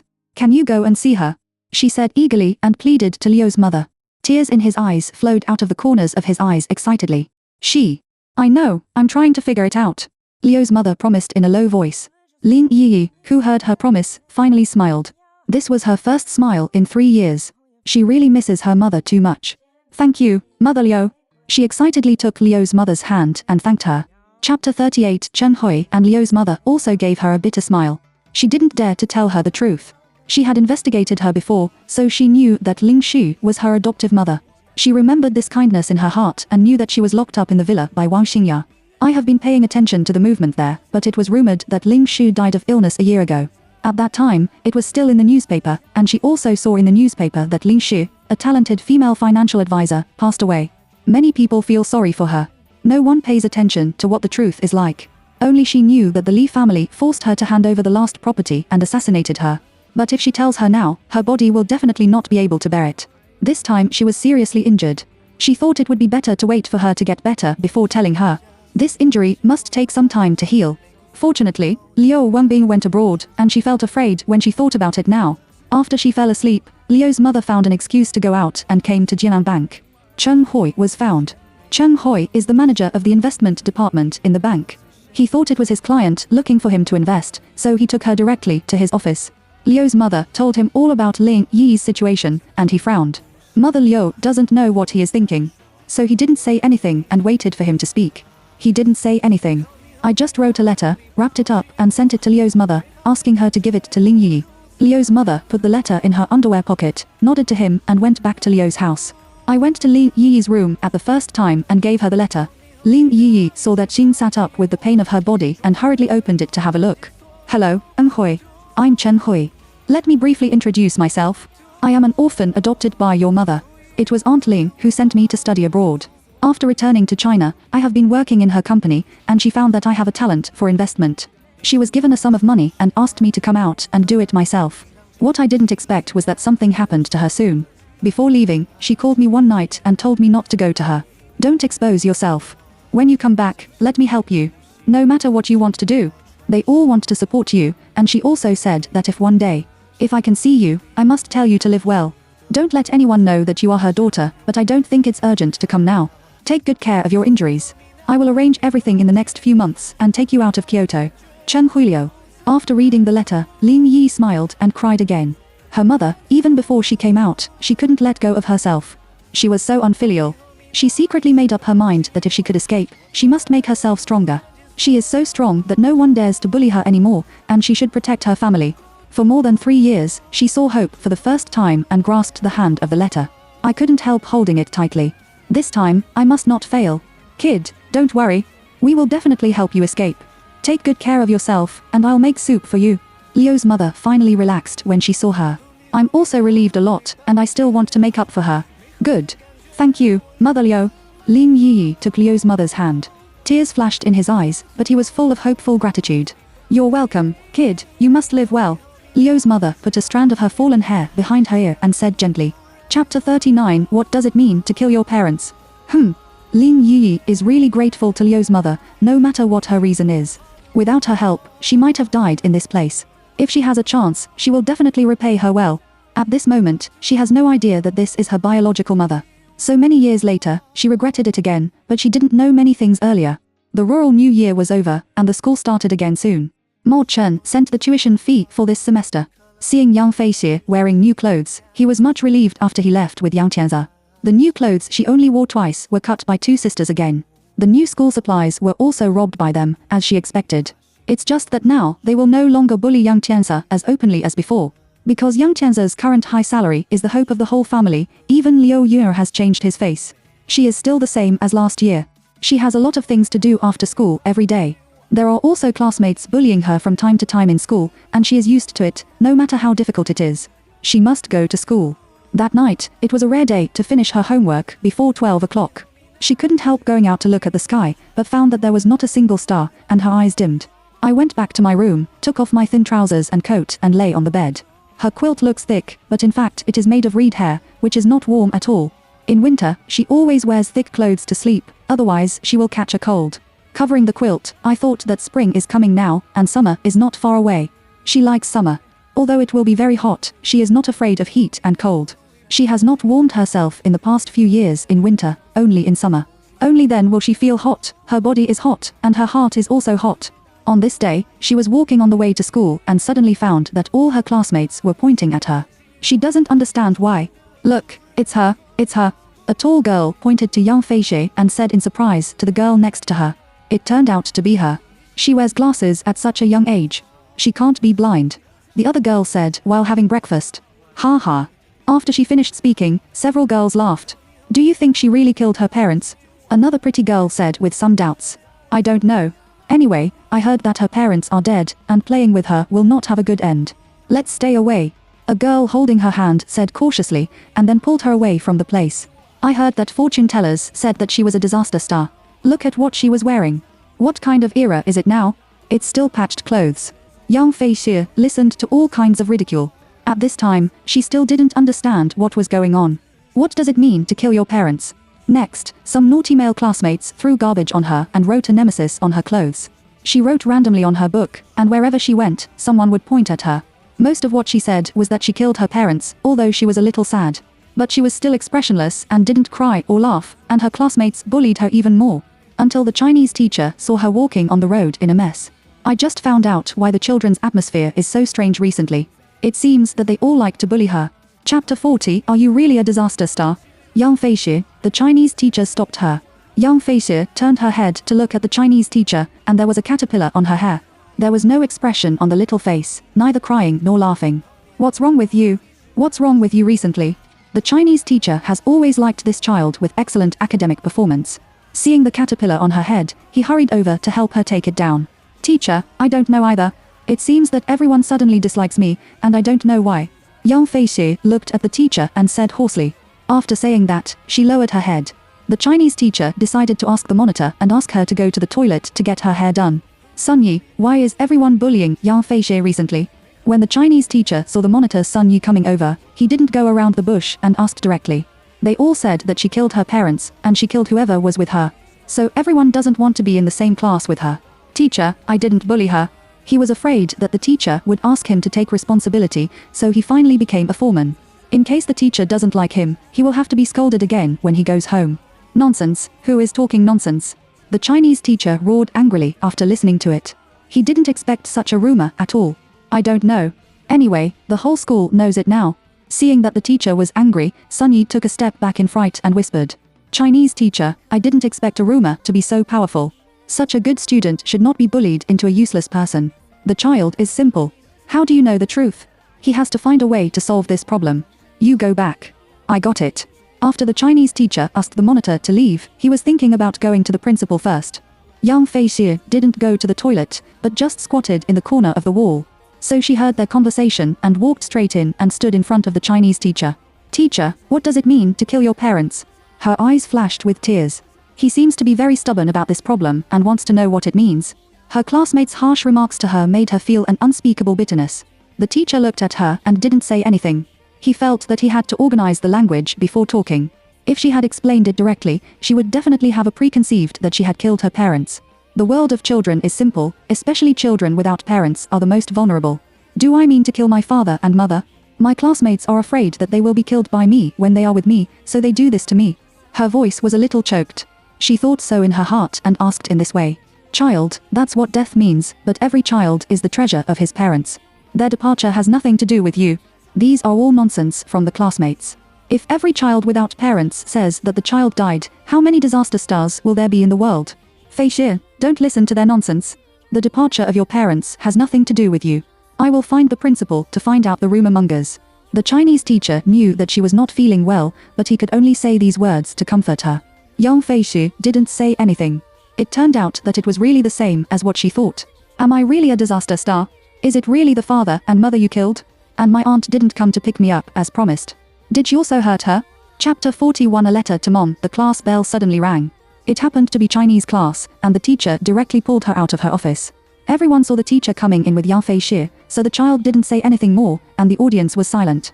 I just looked at Young Fei Xie with resentment, disgust, and fear. Finally, he looked like a Chinese teacher, and his eyes were full of doubts, as if he was waiting for the teacher's explanation. Students, today, let's talk about Young Fei Xie's problem first. Killing her parents is a pure rumor. The teacher has known about her situation. Her mother died of illness and her father died of an accident. She was 4 years old at that time. If she killed her parents, shouldn't her parents have had an accident as soon as she was born? So the death of her parents has nothing to do with her. Classmates, the class reunion without parents is more difficult than your classmates with parents.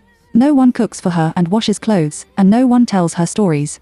No one asked her if it hurt or not. There are many children without parents in the world. Are they all disaster stars? Students, it's wrong for you to have such an idea. It's already more difficult for children without parents. You not only don't help her, but also embarrass her. Do you think you are doing the right thing? As soon as they turned over the words, the children lowered their heads. Yes, what does it have to do with her? It's not her own parents that she killed. The teacher can also see that they have listened to his words. He continued, students who feel that they have done something wrong, apologize to young Feisha after class. I hope all the students in our class can distinguish right from wrong, instead of blindly believing rumors. Everyone must remember that rumors stop at the wise. You should not only look at things with your eyes. You should look at things with your heart. Next, please open the Chinese textbook and turn to page 98. Ringing. The end class bell rang, and the Chinese teacher put together the textbook. Looking at the classmates, he said, well, that's all for today's class. Tonight's homework is to write an essay called A Letter to Mom. Everyone should write it carefully and read it to your mother then. I suddenly thought of young Feisha. Oh, why did I forget? Forget it, there is nothing I can do about this composition. It's all decided. The world of children is very simple. Sure enough, many students also came to apologize to young Feisha after class. She also said lightly that it didn't matter, but she kept thinking about it. Am I really a disaster star? Did you really kill your parents? So much so that she forgot about writing the essay, and there were many things waiting for her to do when she got home. It was not until she was about to go to bed that she remembered about writing essays, so she got up and turned on the light to start writing essays. Because of her bad mood, she wrote for a long time. She has to control her eyes all the time, because she can't let her tears flow out. The next day, she was late. She didn't arrive at school until she finished the morning class. She was late for the first time. She also felt embarrassed when she handed in her homework. She didn't know that the teacher was the last to read her composition after reading it. His male teacher couldn't help crying. The other teachers in the office were also very surprised and asked with concern, what's the matter? The Chinese teacher handed young Feisha's composition to other teachers who cared about him. The teachers began to look around together, and the male teacher couldn't help but burst into tears after reading it. The female teacher cried directly and kept wiping her tears with a tissue. It can be seen that the child is very careful, and many words that they don't know are expressed in pinyin. Chapter 42 I Must Avenge You. After more than 2 months of recuperation, Ling Yi's health has improved a lot. It's just that every time she mentions that she wants to see her mother, Liu's mother always says that it's not the right time. Or wait until she is in better health, or her mother will be worried when she sees it. At first, she agreed, but there was always a faint uneasiness in her heart, and she couldn't say why. Seeing Liu's mother open the door and come in, she took Liu's hand. I still couldn't help asking, Mother Liu, can't I go to see my mother yet? Liu's mother looked up and saw her little face full of eagerness and expectation, and her health was half better now. I remembered that I accidentally heard Mrs. Liu and Liu Wenbing on the phone. Liu Wenbing will be back in a few days, and he also knows that he can't say it. Young lady, in fact, your mother passed away more than a year ago, and I also read it in the newspaper. You were in so bad health before that I dare not tell you. Liu's mother took Ling Yi's hand. Tears flashed in his eyes, and his voice choked up. No, it's impossible. How could? Ling Yi's tears flowed out uncontrollably. The news was so exciting for her that she fainted after saying that. Liu's mother was so scared that she held her up and didn't dare to shout loudly, and tears kept flowing. He carried her on the bed and kept shouting, young lady, wake up. But the hand kept pinching her acupoint until he woke her up. Ling Yi opened her eyes with difficulty, and her eyes were full of disbelief. He kept saying, it's not true, it's not true. Mom. I'm sorry to you, well, what should I do? Her tears kept flowing, but her throat seemed to be blocked by a ball of cotton. I couldn't even speak later. Liu's mother didn't feel good when she heard it. It was all her fault. It was all her fault. If she hadn't educated her daughter well, she wouldn't have led to Liu Wenbin's schizophrenia today. She wouldn't like her. She blamed herself for thinking that everything was her fault. He touched Ling Yi's ground distressedly and sorted out his mood. It's useless to say this now. It's too late if you don't find a way to leave. Young lady, I heard the young master and his wife call and say that they will be back in the next few days. We have to find a way to leave. If we don't leave, we won't be in a hurry. It's useless to be sad now. Find a way to escape and let yourself live well. Only then can we have a chance to avenge her, right? As soon as Liu Ma said this, the tears in Ling Yi's eyes immediately stopped, and she looked at Liu Ma in pain and horror. Yes, she can't be decadent. She wants revenge. Only when she leaves here will she have a chance. Mom, wait for me, I will definitely avenge you. She got up and walked to the desk, picked up the pen and began to write a letter, telling that she must leave Kyoto within these 2 days. Bought a train ticket to Yancheng and put the necklace her mother gave her in it. She believes that he will understand what she means when he sees it. Leo's mother sent it and came back soon. The time was confirmed. We will meet at the railway station at 8 o'clock tomorrow morning. She was asked to take all her own things, and Ling Yi's important belongings should be put in her underwear at any time. Her underwear is all improved by her, and there are also things she thinks are the most important things inside. This is also an important reason why everyone didn't find it. The next day, Ling Yi, who had been worried all night, had no good rest at all and had no energy at all. She was afraid that she would not be able to escape. If she failed this time, she would never have a chance to escape again. Chapter 43. I will definitely come back. After staying up until 7 o'clock, Leo's mother found a servant and asked them to change clothes with each other. Ling Yi followed Leo's mother all the way out of the gate of the Leo family with her head down. Every time she takes a step, her feet are relieved. Until he completely left the Leo family hundreds of meters away. She just looked back at the place where she had been locked up for more than 3 years. She looked at the gate of the Leo family. The tears in my eyes rolled down like bright pearls. I said to myself, I will definitely come back. Liu Wenbing. I also remember you. We will see each other again. You wait. What you have given me, I will definitely return it to you 100-fold. When I arrived at the railway station, I came to Chang Hui under the guidance of Liu Ma. He is about a 27-8-year-old young man, about 1.8 meters tall. He has handsome facial features, a pair of long and narrow eyes under his sword eyebrows, and a pair of silver-rimmed glasses hanging on the bridge of his tall nose. But there was a touch of Sven's smell, and his lips were slightly raised. His hair is 3 or 7 minutes, and his whole body gives people a down-to-earth feeling. Passengers at the railway station should pay attention. The KXXX train to Kanto has begun to check into the station. Passengers, please pay attention. The announcement of queuing for ticket inspection began to sound. Ling Yi remembered that they were about to enter the station and turned her head to look at Liu Ma. He said reluctantly and worriedly, Mother Liu, come with us. If Liu Wenbing finds out, I'm afraid he will hurt you. This is Ling Yi's sincere words. She sincerely thanked the woman who helped her. Without her help, I could not escape from the cage. But what if Liu Wenbing finds out and hurts her when she goes back? No, the Liu family is grateful to me. I have been in the Liu family for many years, and I have arranged it. There will be nothing wrong. Don't worry. Liu's mother patted Ling Yi's hand. But tears of reluctance flashed in her eyes. Her daughter was leaving. I don't know where she would go. I don't know if she can see her daughter in her lifetime, and tears flowed uncontrollably. Ling Yi felt that Liu's mother was like her mother, a woman who made her feel warm. Seeing her tears unstoppably flowing, she couldn't help hugging her. He choked up and said, Mom Liu, you must take care of yourself and wait for me. I will definitely come back when I come back again. I don't want you to be the servant of the Liu family anymore. Shall I take care of you? Okay, you should also take care of yourself, okay? Mother Liu is waiting for you. Liu's mother stretched out her hand to wipe her tears and said with tears. She just hopes that she is safe and healthy. Well, please tell yourself. Ling Yi wiped her tears. Wipe the new tears in Liu's eyes for her mother again. Okay, go in quickly. The train is about to leave. But Liu's mother pushed the two of them. Let them enter the station quickly. No matter how reluctant they are, it is best to leave here. The longer you stay here, the more dangerous it will be. Okay, Mother Liu, you must take care of yourself, okay? Wait for me. Ling Yi was pulled in by Chen Hui and shouted loudly at Liu's mother again. Okay, Mr. Chen, please take good care of Xiao Hui. Liu's mother shouted at Chen Hui. Chen Hui was slightly stunned and nodded to Liu's mother with a smile. Okay, don't worry.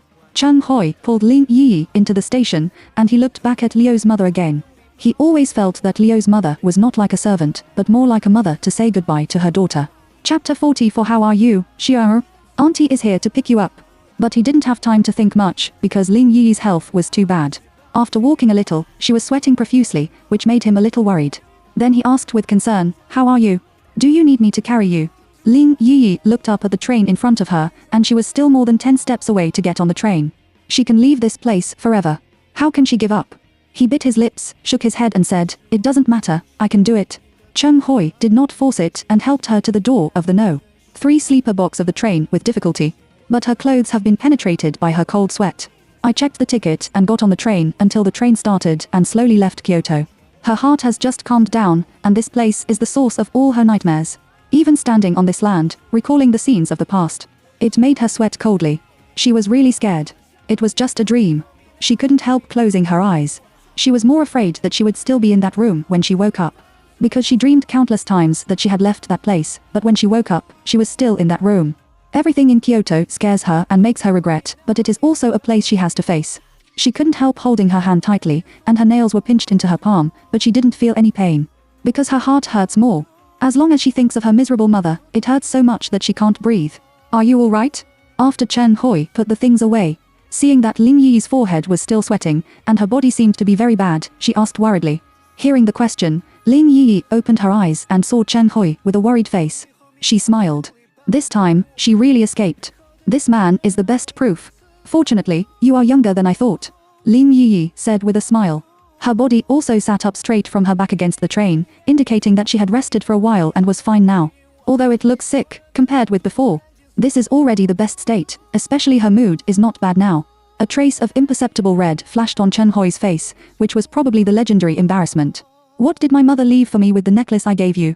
She knew that this was left to her by her mother, and her mother mentioned it once a long time ago. Things are put in the bank, and the necklace is the key. It's inconvenient here. I'll give it to you when I arrive. Chen Hui looked around. Although there are not so many people in the sleeper compartment, it is also inconvenient to talk. Well, Ling Yi nodded slightly. Yes, they must be more cautious now. Now they are like ants to those people in Kyoto, and they can make them die without a place to bury themselves. Why do you want to go to Yancheng? Ling Hui asked doubtfully. It was very difficult for him to buy tickets. He specially looked through the map. It was just a small county-level city. Pick up someone and you will know when you see her. Ling Yi choked up and said. His eyes looked like out of the window, and he asked in his heart, Xiao, are you okay? Auntie is here to pick you up. I'm sorry, my aunt made a mistake. It didn't take long, but it was more than 3 years late. Will you blame me? Good. Chen Hui nodded and said, seeing that she didn't want to talk anymore. He picked up a cup and prepared to get some hot water for her to drink some water. Chapter 45 Mom and Dad, I'm here to see you. The train left the station in Kyoto, like a fast iron dragon. While whimpering, he spit out black smoke and rushed straight ahead against the wind. As the speed of the train gets faster and faster, the wind is speeding fast. The poplar trees on both sides swept back one by one, after a day and a night of bumps. Finally arrived at the destination, Yancheng. When she stood on the land of Yancheng, she suddenly had mixed feelings in her heart. Wei Wei, I'm back. I will cultivate Xiao well. You should bless us in heaven, so that we will get what we want. The two had dinner in the county, and Ling Yi was going to go directly to the countryside. She misses Xiao so much that she hasn't seen her for years. She can't wait to know how the child is now. But it was already dark, and there was no car willing to go. It took a long time to find a black car willing to go. However, the price is relatively expensive. Seeing Xiao's desire, she turned her head to look at Chen Hui. Chen Hui couldn't stand her pitiful gaze. In fact, this little money is nothing. He took her arm with a smile and got into the car directly. At this moment, young Fei Shi is busy at home, inside and outside. When she was done, it was already 9 o'clock in the evening. She remembered what the teacher had said. In the evening, I should read the letter I wrote to my mother. She turned her head to look in the direction of the back mountain. She hadn't been to the back mountain to see her mother and father for a long time. So, he took her composition and walked to the back mountain step by step in the moonlight. When she walked to her mother's grave, on a summer night, the warm wind blew her long hair like dry grass. The hazy moonlight shines through the dense woods, sprinkled a layer of silver-grey light, like playing a dreamy dance song. In fact, in the countryside, if there is no moonlight, the night is blind. In places with graves, you will feel particularly sinister, which makes people unconsciously creepy. Therefore, after night, basically no one dares to come out. Young Fei Shi couldn't feel it. She only had one idea in her mind. Her father and mother are sleeping here. She really misses her mother. She looked up at the sky, and the moonlight tonight was a little hazy. There are 3 or 5 stars twinkling in the night sky, and a few white clouds float by from time to time. The starlight was hidden, but the brightest one was still her familiar position, flashing, as if greeting her. She lowered her eyes and knelt in front of the graves of her father and mother and said, Mom and Dad, I'm here to see you. The teacher asked us to do our homework and write a letter to our mother. The teacher praised me and said that I wrote very well and said that I would read it to my mother. Mom, Xiao read it to you. Ling Yi also arrived at this time and saw that the door of the young family was closed. She also knew that it was too late. Everyone might be asleep, so she stopped. I want to go to the back mountain to see Ling Weiwei first, and I want to tell her, Weiwei, I'm back. Before the two arrived at the grave, they saw a little girl kneeling in front of the grave. But looking up at the starry sky, her heart was stunned. Because she knew that it was Yang Fei-shi, who was already 8 years old. And her little figure had grown up. But he was so thin that only his skin and bones were left, and his little back looked strong and lonely. It made her heart twitch and hurt again. Chen Hui looked at Ling Yi's shaky appearance. He quickly helped her, and Ling Yi stood firmly and did not move again. Because she wants to hear what the child will say to her mother. Chapter 46 Written to the Mother in Heaven, therefore, Ling Yi made a boo gesture to Cheng Hui with her right hand. The two stood still, quietly looking at Yang Feishi's back. Listen to what she is going to say to her deceased mother. Yang Feishi picked up the homework in her hand and began to choke up and read, writ to Mother in Heaven. Mom, are you doing well in heaven? Is the house in heaven beautiful? Is the food in heaven delicious? Do the clothes in heaven look good? Do you still hurt in heaven? I'm in school now, and I won the first place in every exam. I also won the first place in the middle school entrance examination this time, and the teachers said I was a good boy. I will finish my daily homework at school, and I will help the family when I come back at night. Even my second aunt and grandmother can't find fault with me. They rarely scold me and rarely hit me. Mom, I miss you so much. I really miss you. I have always been doing well, and I have done everything I promised you. I didn't cry when you and Dad left. My second aunt and grandma asked me to do a lot of work, and I didn't cry. My sisters often wronged me and beat me hard, and I didn't cry. I often don't have enough to eat. I'm so hungry at night that my stomach hurts so much that I didn't cry. My classmates bullied me, beat me, peed on me, and put bubble gum and caterpillars on my hair. They also spit on me, and I didn't cry. Whenever night comes, I often look at the brightest stars in the sky. I miss you and your father very much, but I still haven't cried. Grandma Wow said that I was a strong and good child, and only I knew it. I'm afraid that if I cry, my mother in heaven will be in pain and vomit blood. I don't want my mother to be sad, let alone vomit blood. However, Mom, I behaved so well. Why don't you come back to see me? You didn't come to see me even at a glance. Why? Why don't you come back to see your poor daughter? Mom, I really want to tell you, in fact, my heart is also very painful. Mom, they say I'm a disaster star, and I killed my parents. Is that so? Can you tell me? Did I kill you? Because I am a disaster star, you have all left me and don't want me. Did my aunt also be defeated by me? She knew that I was a disaster star. So you don't want me? Is that so? Mom. No, Ling Yi shouted with tears on her face. I'm afraid that the child really thinks so I answered very firmly. Yang Feishi heard the voice and suddenly turned around. She saw Ling Yi, who she had been missing. There is also an uncle around her, but she can only see Ling Yi in her eyes now. Auntie, is that you? She stood up and asked tremblingly.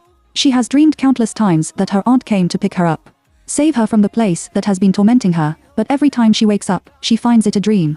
She is so afraid that this is a dream again. She is so afraid. Well, it's my aunt, Shuer. My aunt is back and I'm here to pick you up. Ling Yi cried with a hoarse voice, if she hadn't heard what she had just said. She really couldn't believe that the more than 3 years she had been away would let Shuer live so hard. She was heartbroken at the moment. She regretted it so much. If she hadn't returned to Kyoto, none of this would have happened. Mother won't die, and she won't suffer herself. Cher won't have experienced so much pain at a young age. Wei Wei, I'm sorry for you, woo woo. Chapter 47. Oh, my god, she is less than 8 years old.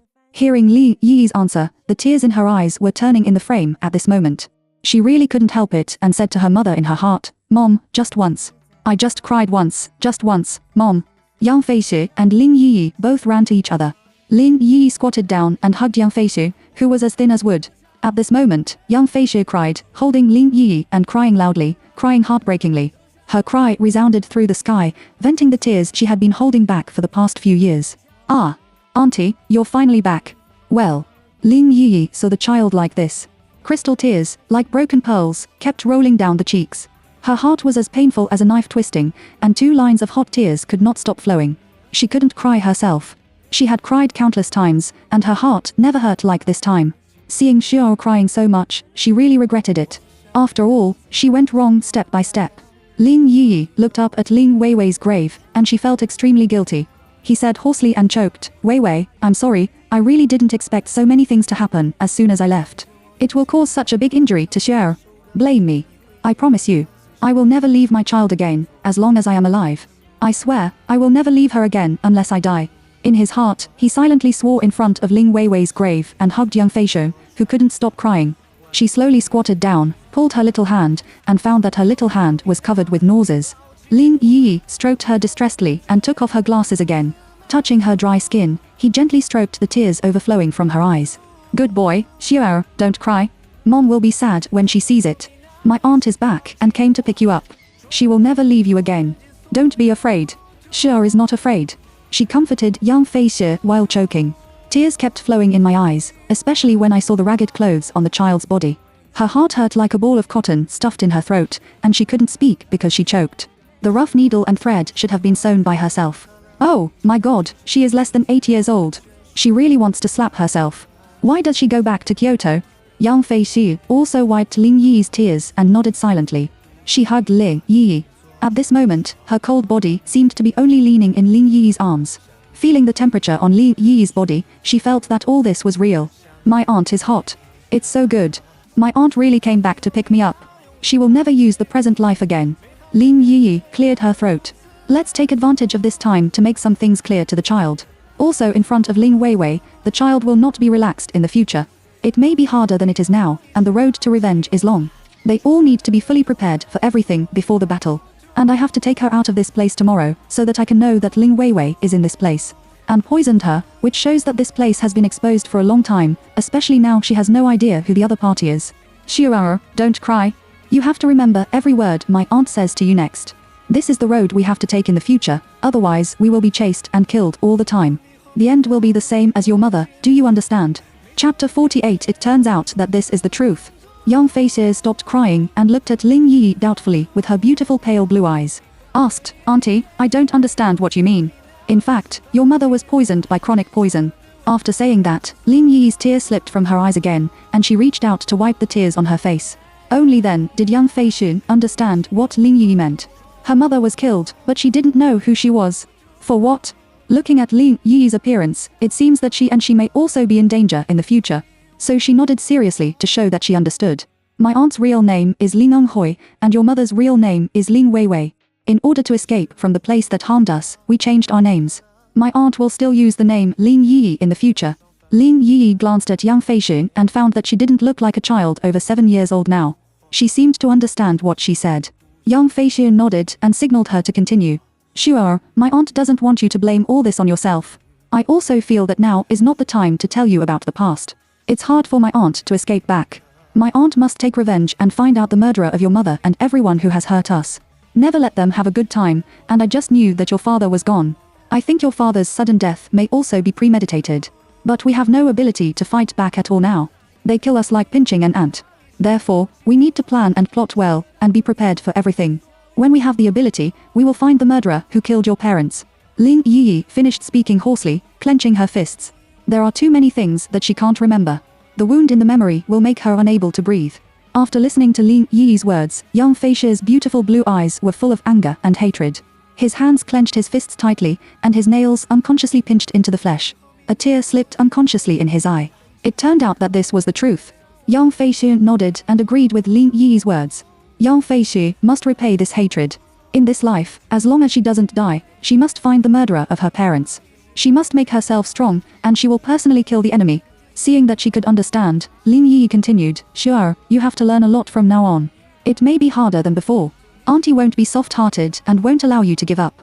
We can only go on this road of no return, no matter how many difficulties we encounter ahead. We can't give up until you kill our enemies with your own hands. Xiu'er, can you do it? Ling Yi knew how important Ling Weiwei was to her. She, big and small, have suffered sins that ordinary people have not suffered. But in the future, they all have the same purpose, which is to avenge their mother. But she was still worried that the child was too young to understand what she said. So I can't help but want to ask her what kind of answer she has. Yang Feixiu stood up and turned to look at Ling Weiwei's tombstone. She raised her feet and walked back to her mother, Ling Weiwei's grave, and knelt down. There is no expression on the beautiful little face, but there is a firmness in her pale blue eyes that she has never had. He said hoarsely, Mom, Xiu'er swore in front of you today. I will definitely avenge you. For you, I am not afraid of anything. You must bless me and my aunt in heaven. Chapter 49. I hope she can not only shine brightly, but also retreat with her whole body. After saying that, she kowtowed 3 times, and Ling Yi slowly walked to her side. Looking down at Ling Weiwei's tombstone, he reached out and touched it tremblingly. I think of the past with Ling Weiwei. At that time, they were so happy. But now, they are separated by yin and yang. Unexpectedly, everything will become what it is now. Looking at Yang Feixiu's face, which looked like a good friend, Ling Yi recalled what Ling Weiwei said to her. Hey, you see, Xiu'er is so beautiful. She may be more charming than you when she grows up. Holding himself Yang Feixiu, he looked at Ling Weiwei with a smile. Ling Weiwei's long white dress makes her still like a fairy. She has liked white since she was a child, and most of the clothes in her wardrobe will be white. The beautiful little face frowned slightly and said with some worry, if possible, I really hope she is just an ordinary appearance. I knew her worries and didn't reply to her. All her sufferings are caused by her beautiful face. Otherwise, it will not be the turn to fall into the small place in the countryside, which is the so-called beauty disaster.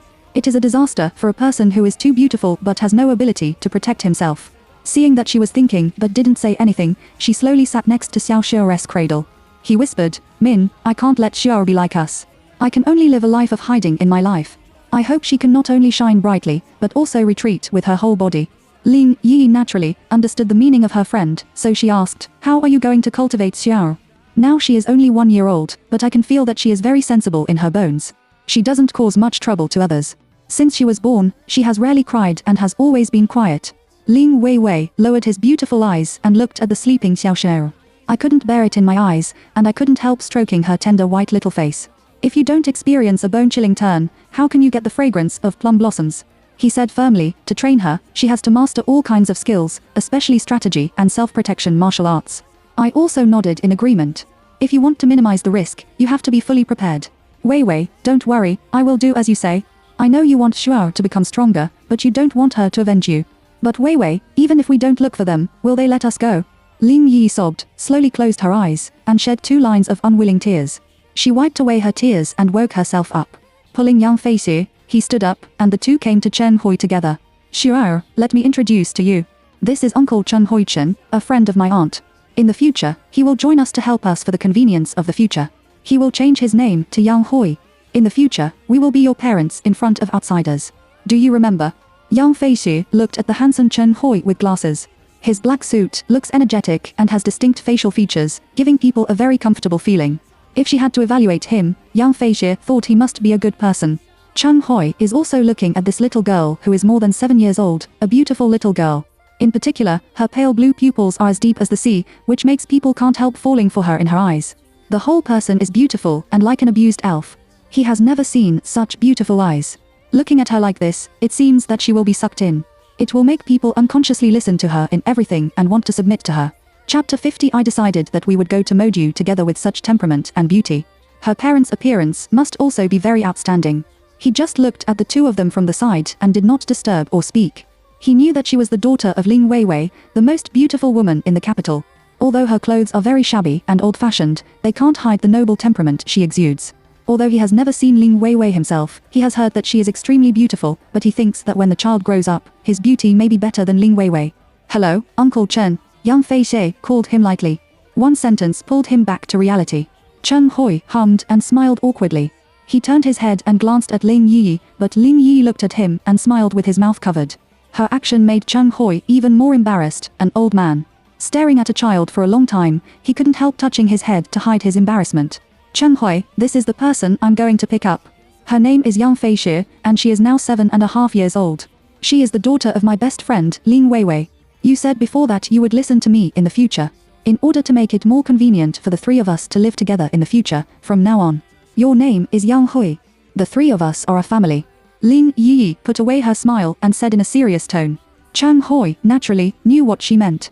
Both of them wanted revenge. And his goal is the same. He has no intention of starting a family and has been favored by Ling Shu since he was a child. He also vowed to repay the beautiful woman like his mother. In his heart, she was his mother. Although he had been abroad all the time, the company had an accident not long after he returned to China. In order to protect the 2 of them, she sacrificed herself. How could she not avenge this revenge? Moreover, she can't forget the revenge of the Ling family's destruction before she dies. He must find the murderer to avoid her spirit in heaven. Well, the 3 of us have the same purpose. In the future, my name will be Yang Hui, and we will be a family of 3. After saying that, Chen Hui walked to Ling Weiwei's grave, and there was no incense candle.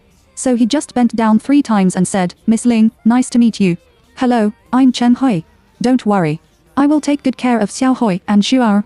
Suddenly, a strong wind suddenly blew up, sweeping away everything on the ground, pieces of paper, dead leaves, pebbles, small branches. They were all wrapped in the strong wind and flew into the air, and the strong wind hit people's faces. It was very painful and there was a cool feeling. Ling Yi hugged Yang Fei tightly. Chen Hui's eyes were firm and he stood still without moving. Because every word he said was sincere, even if it was really Ling Weiwei's soul here. He was useless. A moment later, the wind suddenly stopped again. The fallen leaves blowing in the sky fell down one by one, and there was a feeling of smoke after the prosperity. All 3 of them were silent for a while. No one said anything, but they did not plan to go back to Yao's house. Instead, they found a piece of grass and sat on the ground. They wanted to discuss what to do later. No one tacitly mentioned what had just happened, but all three of them understood that it was not a natural phenomenon just now. After the three people sat down, they didn't worry about who would eavesdrop. At night, the rural people didn't dare to come out casually. Bring a funset when you come out, so you don't have to be afraid of being found out. Tomorrow, we will first bring up Shimmer's household registration, and then I will decide to go to Moju together. Ling Yi looked at the big one and the small one and said what she thought. And the two just looked at her doubtfully and didn't say anything and waited for her to continue to tell the reason.